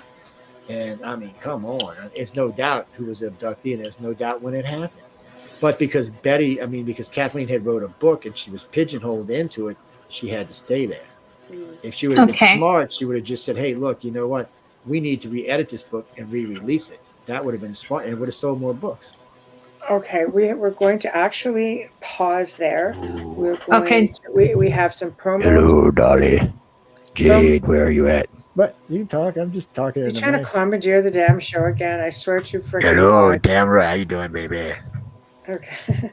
We're going to let Amelia do a station review. And if you behave yourself, we'll play a couple of your Joe, please. promos. I know. Well, I have a question for Joe. No I have promos. one more question for Joe based on that, and then we can move forward. Not right now. I'm saying when we get back. Okay. Let me find my promo. I'm going I'm going to do this. Let's do and hopefully that. Yes. I will not be pure. Really? All right. Why isn't this working? You gotta be freaking kidding me. Okay. I'm gonna have to. I'm gonna play the promo. Go ahead. Okay, here we go. All right, everybody, it's time for you to get out and nominate your favorite podcast. Yes, it is that time of year again. There's a show I want you to consider for the People's Choice Podcast Awards. UFO Undercover in the category of entertainment. UFO Undercover brings you some of the most revealing and current research that is being done with respect to alien abductions and contact. Host Joe Montaldo has been an abduction researcher for over 35 years and is uniquely qualified to bring you live interviews with some of the most well-known researchers in ufology. Go to podcastawards.com to nominate UFO Undercover in the category of entertainment. That's podcastawards.com, and please take a moment and get out and vote now. No. It's time for you to get out and nominate your favorite podcasts. There's an amazing show I want you to consider for the People's Choice Podcast Awards. Writers and Illustrators of the Future podcast in 3 categories: education, storyteller drama, and art. For 4 years, the Writers and Illustrators of the Future podcast has provided advice and tips from international best-selling authors, world-class artists, contest judges and winners, and industry professionals based on the world-famous Writers of the Future contest created in 1983 by L. Ron Hubbard to help the aspiring writer and artist no matter their age. It is dedicated to the future of storytelling and art by showing that it is never too late to start, and those who make it are those who never give up. Go to podcastawards.com to nominate the Writers and Illustrators of the Future podcast in any or all of the 3 categories: education, storyteller drama, and art. That's podcastawards.com, and please take a moment and go out and vote now. Okay, you are listening to The Outer Realm with Michelle Desrochers and Amelia Pisano, coming to you live from the beautiful city of New Orleans on 105.3 and 107.7 FM radio. And we're currently streaming live right now on Roku if you're watching on the Thursday night. If not, it's okay. We're archived as well. Our guest tonight, who is putting us through hell and back. No, just kidding. We love him and adore him. I'm being nice to you. I love you, Jojo. I love you, Jojo. Don't talk while I'm talking. But anyway, I love you. I love you. We love having him on. He's such a joy, and he's got so much information, and he shares everything, which is really nice. Open book. Joe Montaldo is our guest tonight, a UPRN network owner. He's his own host. He's also a producer of our show, and he runs iCar, and I'll let him explain that a little bit before he leaves tonight. If you're just tuning in and thinking, oh shoot, I missed all of this, don't worry about it, because you can stream our archives on any platform you use. Don't forget to share those shows with your friends and family. Help us grow. We love bringing you special guests and great topics, so we hope you're enjoying them. A huge thank you to the amazing people at Folgers Coffee for sponsoring our show and continuing to sponsor our show. We love your coffee. We love you. We thank you for your continued and ongoing support. And with that, a thank you. That music that you listened to in the beginning, the intro, and when we can get the chance, the outro, and the incredible voice, all here, courtesy of Dr. Snick, the sonic surgeon, Justin Snicker, award-winning composer and musician. You can find his music on Amazon and Bandcamp, and check him out on Facebook and Instagram, where he's dropping clips of his music so you can pre-listen before you purchase an album, or find him on anywhere, Spotify as well. Now, if you are watching us on Facebook Live, make sure you give us a like on that group. And if you're right now watching us on YouTube, please hit that subscribe button, give us a like, and share that link. Share your favorite show with your friends and family. Thank you. Okay, so Amelia, I'm going to let you ask your question, and then we've got a couple of comments. Wait, I got breaking news. Oh, freaking of course you do. I got breaking news. So I'm going to reveal a tall white to y'all. And a skinny gray. Y'all ready for this? I got Michelle, a skinny gray in the back. Michelle, I was going to get ready to say Michelle's a tall white and Wayne's a skinny gray. There y'all go. You never know. That's what I'm saying. You never know. Well, no, because in all fairness, because she got right here, you can't tell, but so the human aliens, and you can see some of their skulls from South America. Just skulls, I mean, they look like, they got 6 fingers and 6 toes, but they look like us a lot. Their head's just a little further back, but they have hair like we do. They have hands like we do. And they're just, for the most part, they're taller than we are. Not always. You can find some around 6 foot, but they're usually around 7.5 feet, somewhere up in there. And they're proportioned for their size. But they do look. But the original ancestors of them who came here first could not breathe the atmosphere on this planet. And the Sumerians go into great detail about that. The ones that are here today are descendants of those. So actually, they haven't really been sending any new humans to the planet. They've been breeding them here. And somebody had posted O negative earlier. Let me tell y'all something about O negative, or any negative for that. 98% of all people who get taken will never, ever, ever, ever know they've been taken. That works for me. So it might be 96 these days, because I mean the world's a little more aware today, so it might be 96. But regardless, by super majority, the people who get taken will never know, because they don't want. The reason some people get to know is because somewhere along the line they showed an interest, or they showed a lack of fear, or they were willing to help out and do something along the way, and the alien recognized, well, this human can be useful and may be useful in the future. So I am useless. Okay. Bubbles next, and then we're going to get to Angela. Okay. Well, thank you. I met like 12 of Bubbles' kids on the ship. So Are you speaking? I had to just tell her. I'm telling you, he really is my older brother. And I was talking to him earlier before I started the show. So this is just a continuation.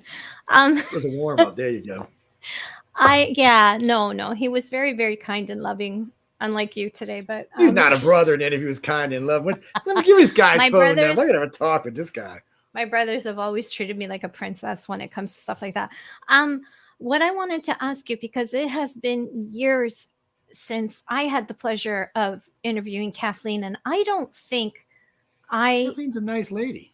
I don't think that I understood enough about this field to ask her this question that I'm going to ask you now.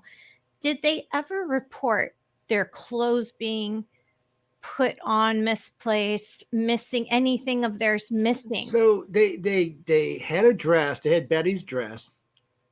I hate you going. So they had a dress, and they had it for, oh God, like 40 years. And they went and had it tested. And supposedly when they tested it, it tested that it had some kind of alien something on it. But the problem with that is there's no way to prove it.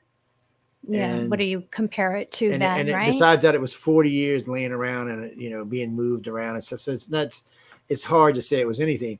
Then the other thing was they said they found the location on the star map. So this tells you the person who, first off, didn't have that big of an understanding of physics or science, or for that matter, astronomy. Now, this was supposed to be an amateur astronomer. I talked with the one, and I said, well, how did you get this? And she was telling me, I said, well, you forgot the point of origin. I mean, she said, no, Earth. I said, no, the point of origin's their home world. You don't know where it's at. So how can you come back and tell me where anything else is at? You need that point of origin, and nobody has it. To date, no contactee, no anybody has actually given us the point of origin of where that ship or any ship came from, for that matter. Yeah. So it makes it tough. It's not that they don't give you hints or clues. And in some ways, I think they like torturing people. Not literally torture, well, that too, but for the most part, they just like to torture people and they say like it's like picking on you or something. Oh, well, you wouldn't understand where we lived, or it's too far away, or whatever. It's well, the Draco, like the Draco system. Everybody always throws a Draco system, but yeah, well, the reptilians live there, but it's not their home world. Actually, I think they got 7 colonies there, if I remember right. So it's not their home world. They've got around the Dog Star, they've got colonies all over the place, and we will too one day. Just not right now, we won't. But okay. So y'all notice before we move on, y'all got to understand something about abductees and contactees. They're never ever going to agree 100%. Okay, because again, like I said earlier in the show, there are going to be some things that are just going to be basic to abductions, or to contact for that matter, or for keepers for that matter. But regardless, there are going to be some things that are going to be unique to your experience. Some of them may be true, and some of them may not be. Some of them may be something your brain made up, or maybe something the aliens made up to make you feel more comfortable with whatever they have you doing. But it's not always going to be. So you have to, it's hard to figure out exactly, So I tell all contactees, take 30% as truth and work through the other 70%. Because you just don't know what's in there may be true and what may not be true. And their job is not to enlighten us yet, because we're not to that spiritual, not even spiritual. We're just not anywhere near enlightening yet. So if you looked at the human right now, probably the best IQ you could find on the planet is like 220, 230. That's probably the best. Okay. Their children start out with 2,000. So it's just hard for them to get with us. It would be like us trying to talk to the ant, like we were talking about earlier. We just wouldn't know how to do it, and they wouldn't understand what the hell we were saying. Mm-hmm. So they make a concerted effort to be able to come backwards. So they're talking with us on our level or on levels we can understand. But moving to their level is just not possible for us yet. Now, I'm not saying it never will be, but currently it's not. It's easier for us to deal with the reptilians and humans because, again, like I said earlier, they still can look backwards a little bit and recognize, even though it's been probably 50, 60 million years for them, they still remember being us. The Greys don't. The Greys been the galactic policemen for probably a billion years. The only thing more powerful for them in the universe right now is the damn light beams, and they work for them, so there's no real problem with that. So it's just all the other races, and they can do some stuff and some stuff they can't do. And the races that are visiting us are here for reasons. They really want to see us make it progress forward. They want to see us move forward.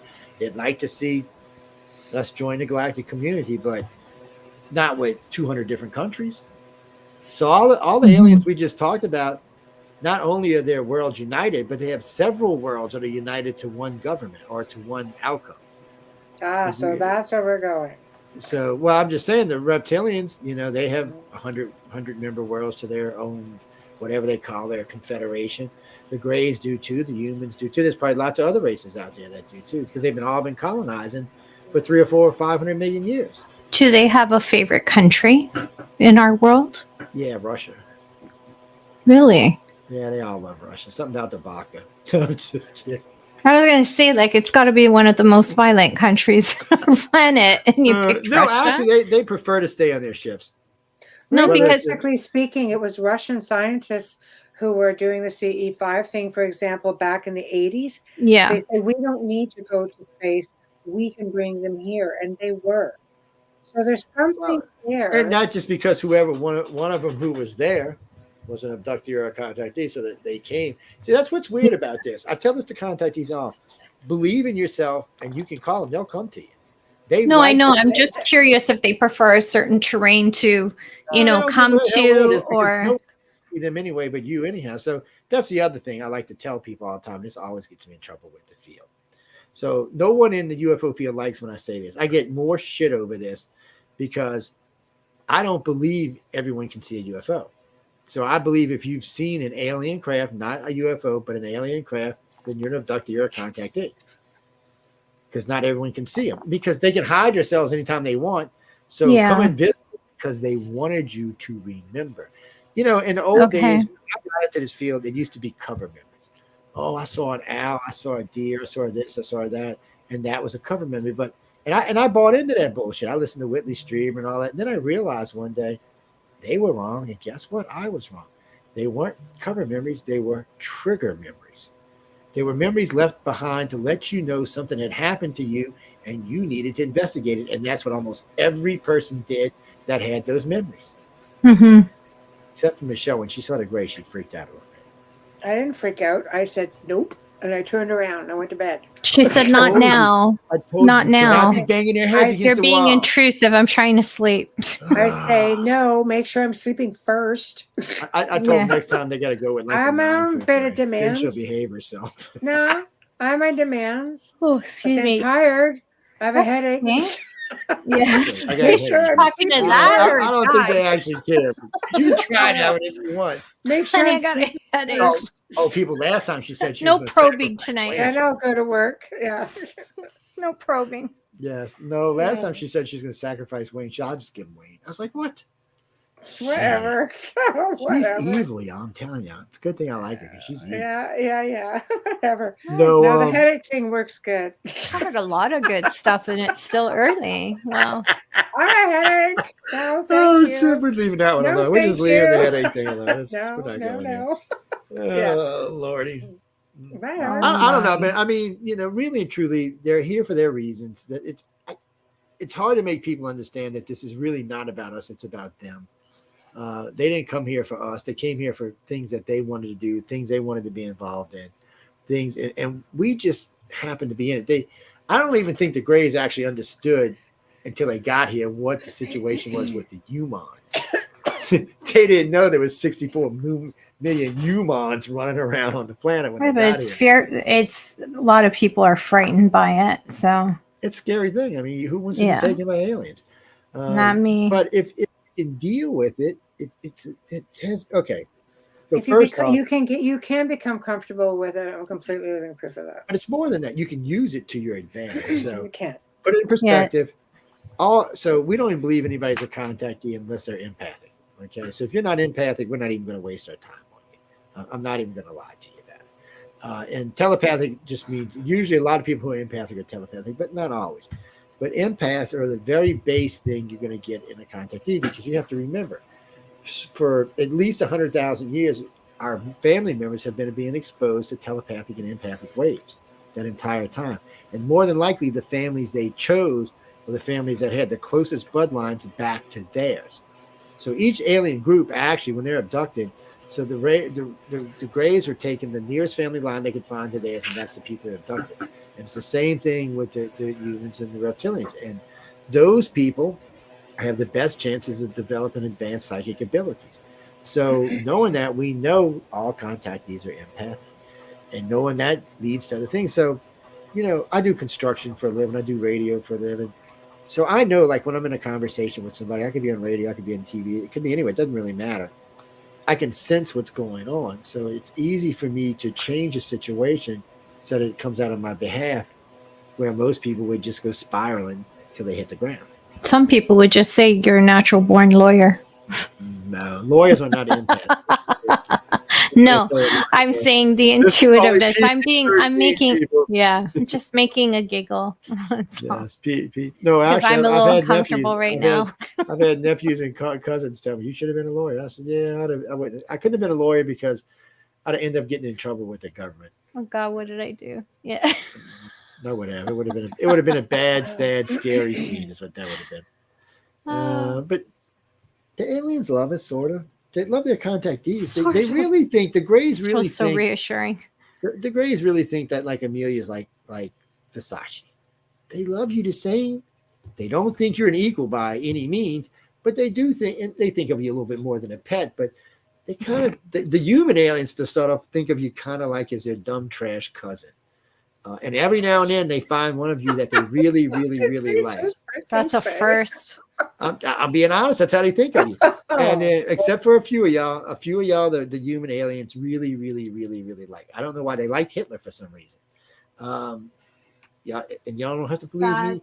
Read the book Mon Kampf. At all. Well, listen, read the book Mon Kampf, and you'll find out what I'm talking about, because he talks about two fair-haired, blue-eyed angels that used to come tell him how to conduct his experiments. Doesn't sound like aliens to me. Sound like white aliens to me, or human aliens is what it sounds like. And around that time, they were building stuff along what we would consider spacecraft today, even though none of it ever worked. But think of it this way. Germany was the most advanced country on the world the century before last. So if you were coming to visit, if you were an alien race going to visit the most advanced person in this country, it would have been the Germany. And they weren't Nazis then, they were just Germans. It was before World War I. Somewhere up in there, they recovered it. They got their hands on a spacecraft. And you can tell, because between 1911 and 16 or 17, they tried building every type of saucer you could see. They built like 7 of them, and just bam, bam, bam, bam. One was a tank, one was a boat, one was a plane. They couldn't figure out what to do with it. And then all of a sudden, of course, we had World War I, and then their technology started getting faster, higher. As we went into World War II, they were far more advanced than anybody on the planet, and still on that track. They were on track to have the nuclear weapon the first time, the jet the first. Technically, Germany should have won the war. They just got greedy and went after Russia. Germany don't go after Russia. We're all goose-stepping today, every one of us. They would have won for sure. Because they would have developed a nuke first, they would have developed a jet first, and even with a nuke, even with America as big as it is, nukes are still nukes. So maybe the aliens intervened on that behalf. Maybe that's how they wanted it to fall out. It's very strange how all of that played out, how we got those scientists, how we recovered one of their craft. I would bet you even money that the crash saucer at Roswell was recovered from the Germans. That's one of the ones they recovered in 1900s. I would bet you money it's the same craft. And that's the reason there was 2 crash sites, because we got our fingers on it. We were trying to learn how to fly it, and the Greys came down and said, wait, stupid humans. I don't think they say stupid humans. Stupid humans. And Okay. so they got in the ship and were trying to show the okay, we'll say the emotionally stunted humans how to work this craft. And we crashed the damn thing. So they hit the escape button. That's why it was 2 crash sites. There was the Mac Basil's Ranch where the escape pod came down, because any ship that's interstellar is not going to break up an impact. It's just not going to. It could hit a damn mountain and it's not going to break up an impact. The things that have to be built at to withstand micrometeorites is not going to allow it to break up an impact. So the thing that broke up was probably an escape craft or a shuttlecraft of some kind. Then they found a craft in Corona, Arizona, completely intact. So, or Corona, New Mexico, I'm sorry. That's what the actual crash site was, the one that was really the one we needed to talk about. But nobody talks about it. The only reason anybody ever found out about it was there was a Boy Scout, the 2 Cub Scouts and there, 2 Boy Scouts and their Scoutmaster was out doing a walk through the woods that day. Mm-hmm. When they seen the craft, they got on their radios and reported it to the police and to other people. So quite a few people actually, because it was just standard walkie-talkie, quite a few people picked it up and heard it. And then no one's ever heard from the 3 since. Never again. And they closed off the whole area. Very little mention of it. Because they closed off the whole area and said it was a chemical spill, and that was the end of that. Same way that, it's just, and because, I mean, really, think about the Greys. And the Greys are crossing cosmic space and are going to land on the ground and break up into pieces. No, that's just not. That sounds like something we would build. Mm-hmm. And then it's like this yap stuff. Every other week now I hear about a space crash. So I've said this 100 million times. That would mean that the aliens have a worse flight record than the FAA. Right. That's a really good point.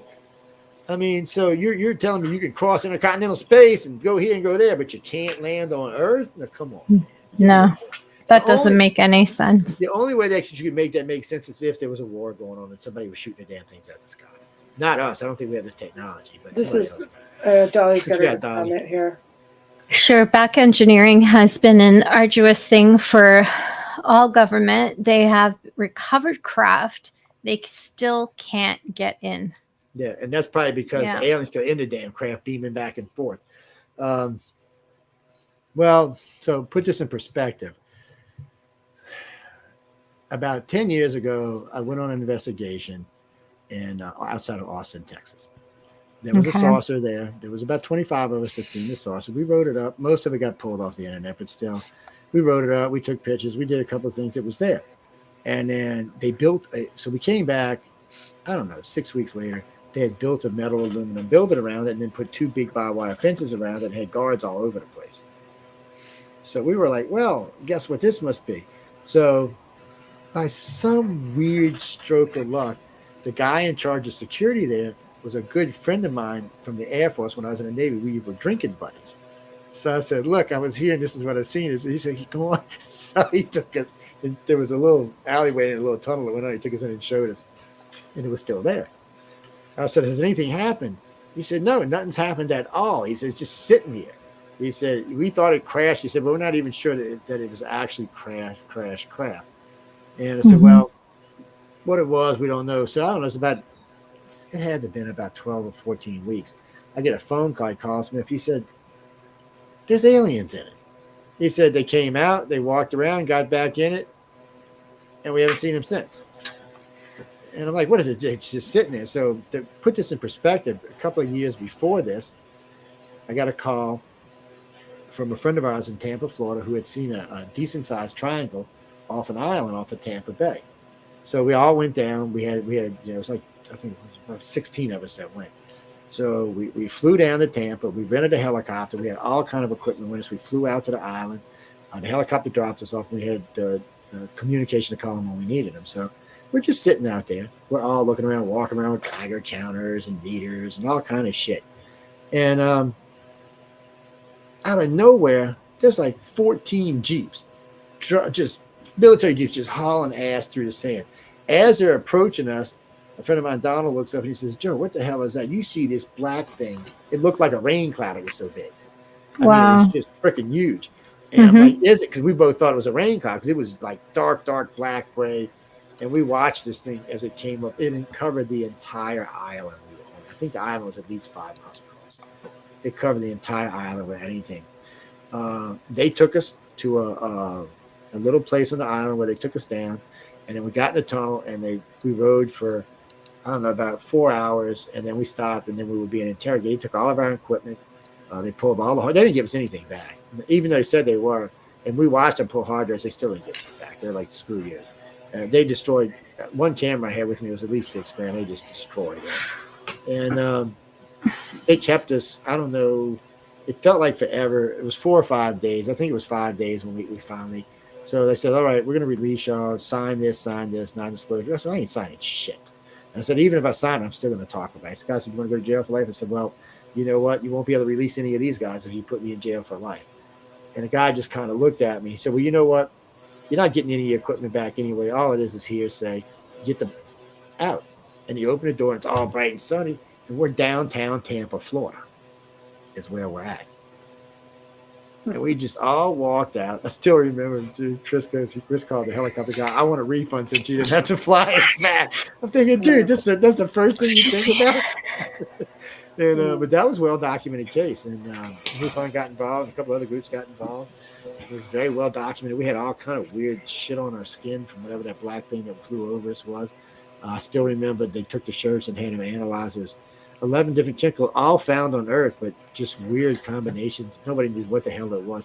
It was almost like somebody drenched you in like dishwater soap or something. It was really strange. It had this weird smell, it had this weird feel. The problem was, I don't remember 5 days. I remember 1 day. Wow. That's all I remember. I don't remember any more than that. I remember 1 day. We've tried recovering through hypnosis. I still remember 1 day.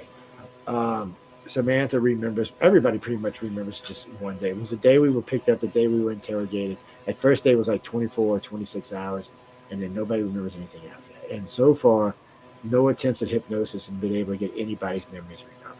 Now, we have never gone below 6, and maybe one of these days we'll have enough trust to go to 10, but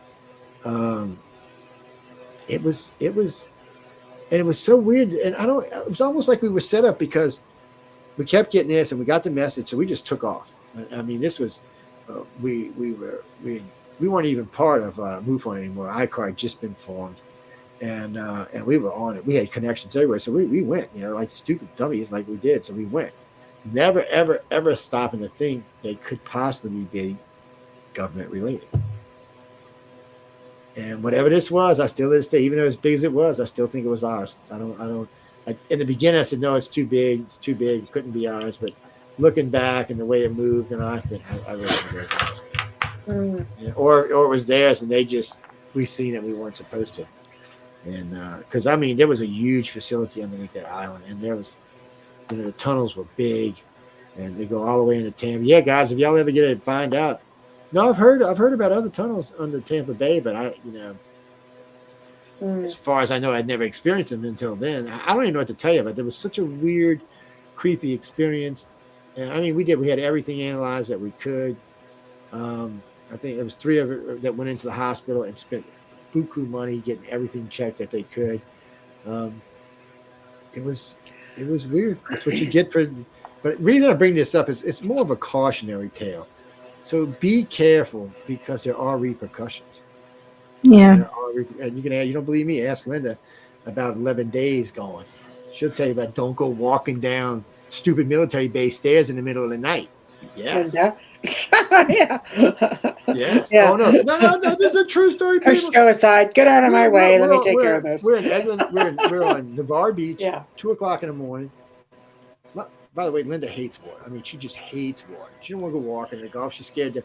So I look up, boom, she's going around the fence of the military base. I'm like, where the hell are you going? And she's going. And I'm cussing her out. I said, I can't just let her go by herself. So here I go tracking behind her. And she's walking in. There's a building in the middle of nowhere on this sandy beach. So she, let's go see.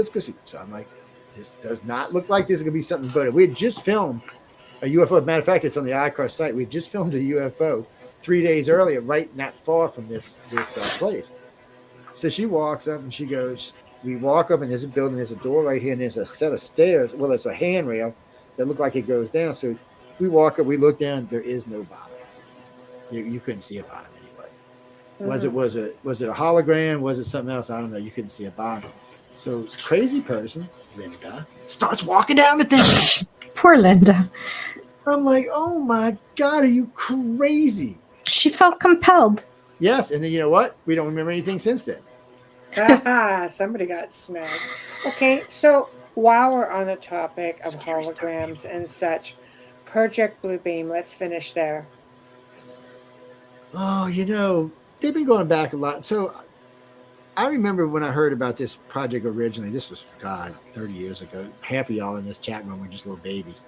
They were showing these weird holograms out in Arizona and New Mexico of like Indian heads in the sky and wolves and stuff. They're really good, by the way.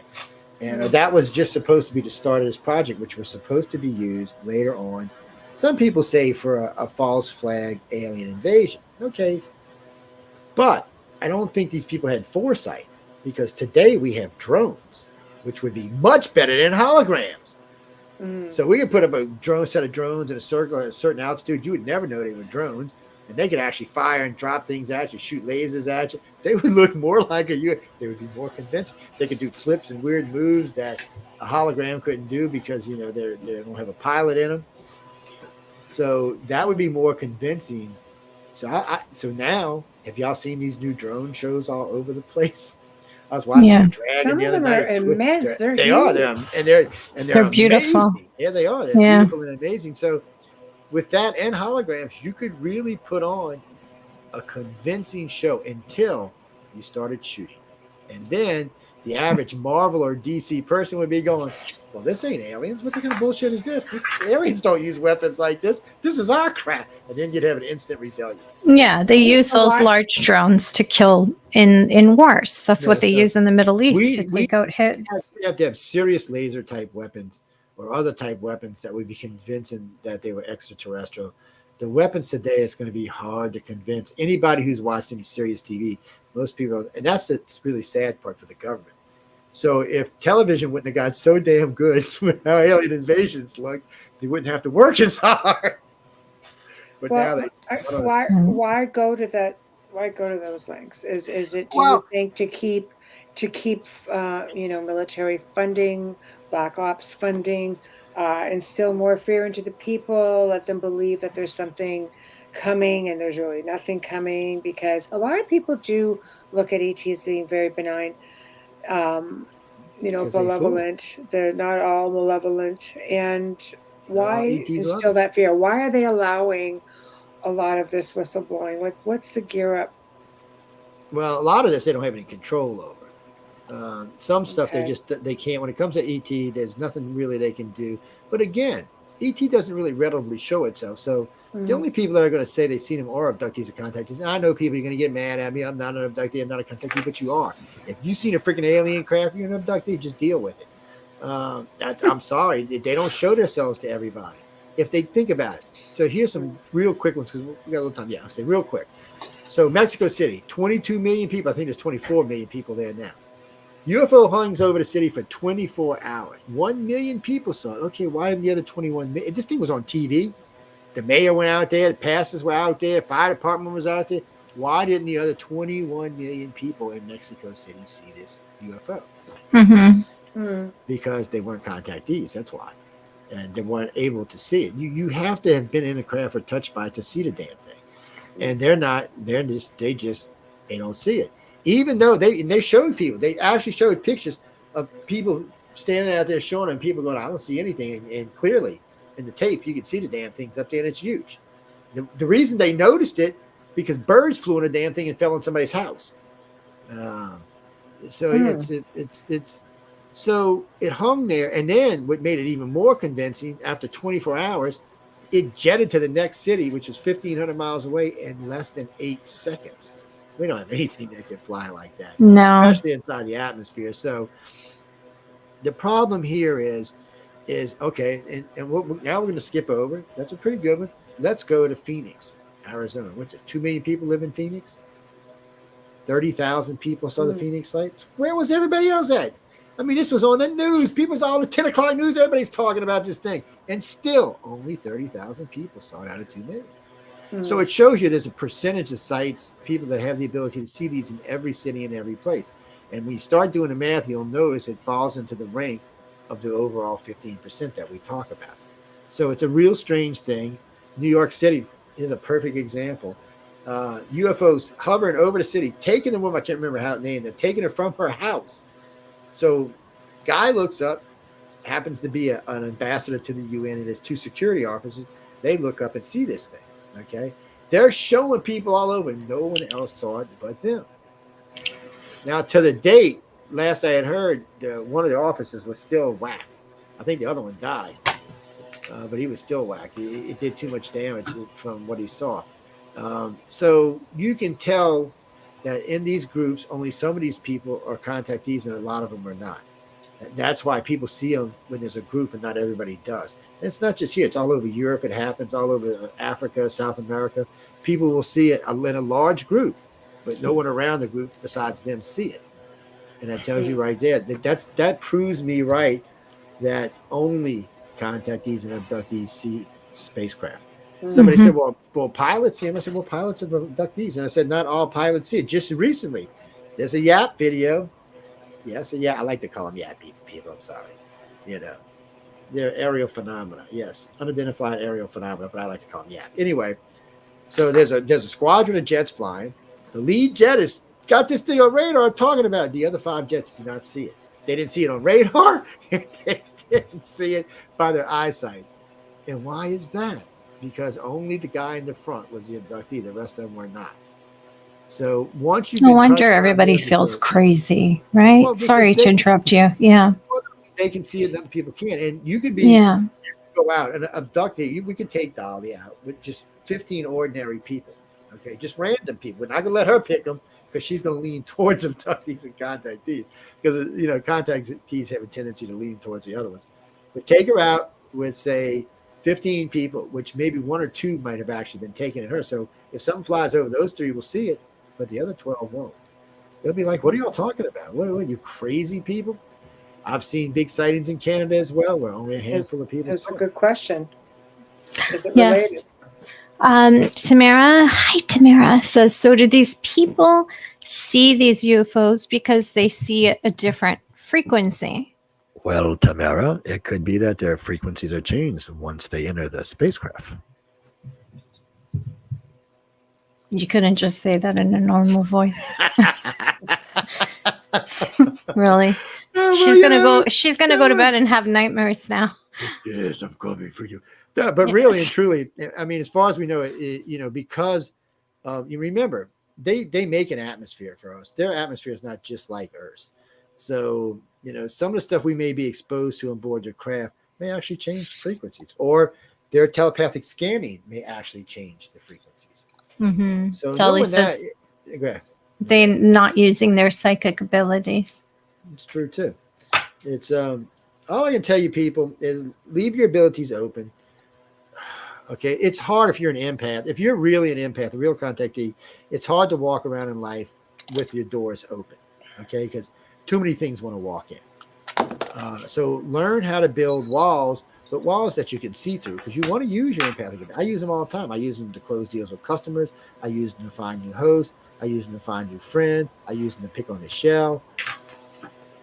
Yes, because Michelle is great, people. I love Michelle. She's my favorite person. Somebody asked me today who she was. I was talking about her today. I was talking about how much better the station runs, and they were saying something. So, who the hell is she? I said, just look her up. So while we're driving, they're looking her up. Oh, well, I want to see this. I want to see this. I said, well, go look. Stop bugging me.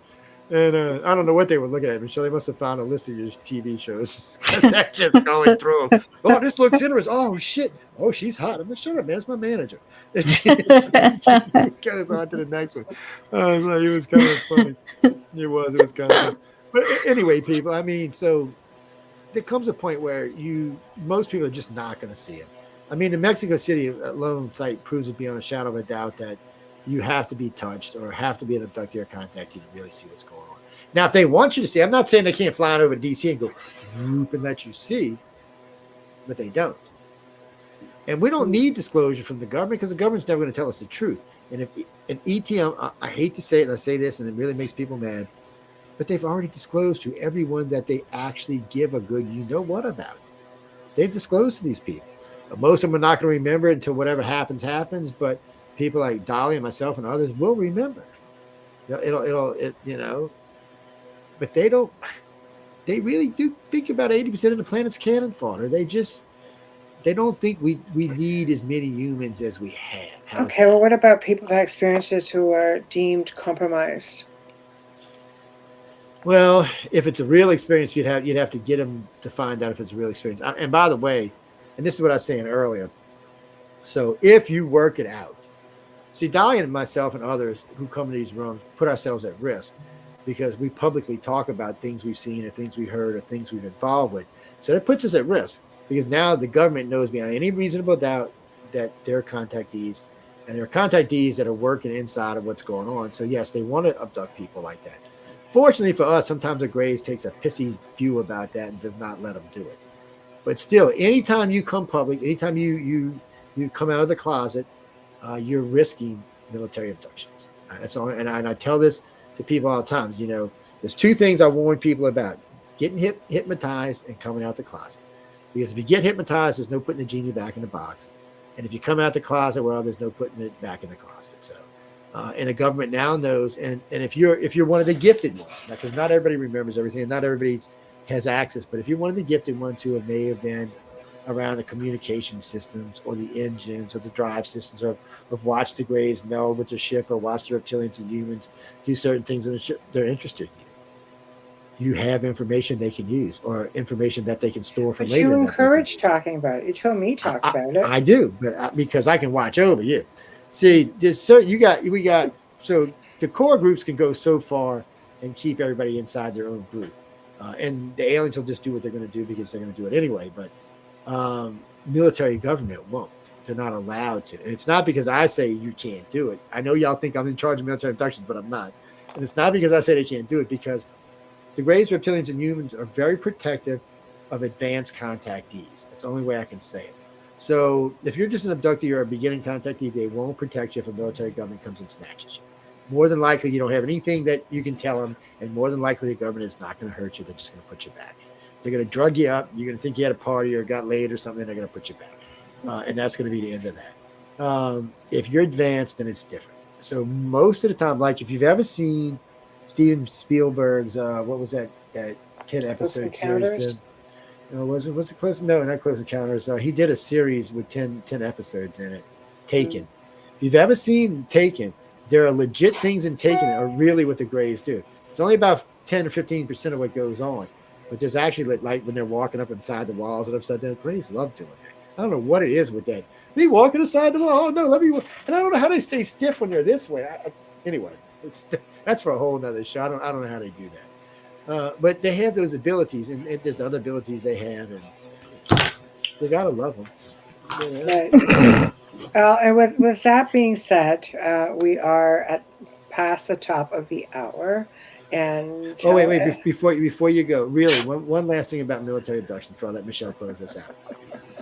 No, and I want you to keep this in the back of your head. If you decide you're going to come out and you know something, talk to an advanced contactee first and see what you know and see if it's something. You don't always risk yourself. Sometimes they will threaten your children or your wife or your spouse, wherever it may be, to get you to do what they want you to do. And the only way that Greys are going to intervene, or any of the aliens are going to intervene, is if the information you have is considered something that could do damage or something that they don't want the humans to know. Then they'll intervene. If not, oh well, that's all I can tell you. That's not scary at all. Yeah, that's great. But I love all y'all. Look, y'all get all big on me in my arms. I'll get all y'all and keep y'all from getting abducted. Well. Aww. Well, on that note, and big lovey-dovey huggies, we've come to the end of another fantastic segment. Everybody seems to be having a great time, and we appreciate everyone in chat for joining us tonight and tuning in. So thank you all. Thank you to our Grand Poobah, Joe Montaldo. Thank you to Folgers Coffee, Dr. Snick, the Sonic Surgeon, Steve McGinnis, thank you. Next week, we're welcoming back Elliot Van Dusen, and for the first time, his compadre, Daryl Walsh. This is going to be part one of a two-part segment. They're going to be discussing parapsychology. They're going to be debunking and debating some of the paranormal phenomena that many know and love, and this is the age-long debate on things such as orbs, for example. And we're going to be talking, of course, they're going to be, getting really into the Halifax Symposium coming up. So it's going to be a lot of fun. Thursday night, of course, Amelia and I are having part 2 of our Haunted Travels segment and, Q&A discussion, that sort of thing. So that's always a lot of fun. So we're going to leave you with... I'm calling in. with our last 2 promos tonight, so please sit tight. Here we go. Hey there. It's time for you to get out and nominate your favorite podcasts. There's an amazing show I want you to consider for the People's Choice Podcast Awards. The News on the Flip Side, in the category of politics and news. News on the Flip Side is a much different news and political program which is not deemed as opinion news. Listen as Joe Montaldo brings to you just the facts from trusted sources which will allow you, the people, to make up your own minds on the various stories being reported on. Go to podcastawards.com to nominate News on the Flip Side in the category of politics and news. That's podcastawards.com, and please take a moment and do it now. All right, everybody, it's time for you to get out and nominate your favorite podcasts. There's an amazing show I want you to consider for the People's Choice Podcast Awards. The Outer Realm in the category of Best Female Hosted Podcast. The Outer Realm is a very popular show hosted by Michelle Desrochers and Amelia Pisano, which boasts millions of listeners each week who are well known for and have been complimented on their very laid-back, roundtable style of interviewing. Together, this dynamic duo brings you the best of the best with guests from around the world who are well versed within their respective fields of ufology, paranormal, esoteric, and other areas of high strangeness and more. So go to podcastawards.com to nominate The Outer Realm in the category Best Female Hosted Podcast.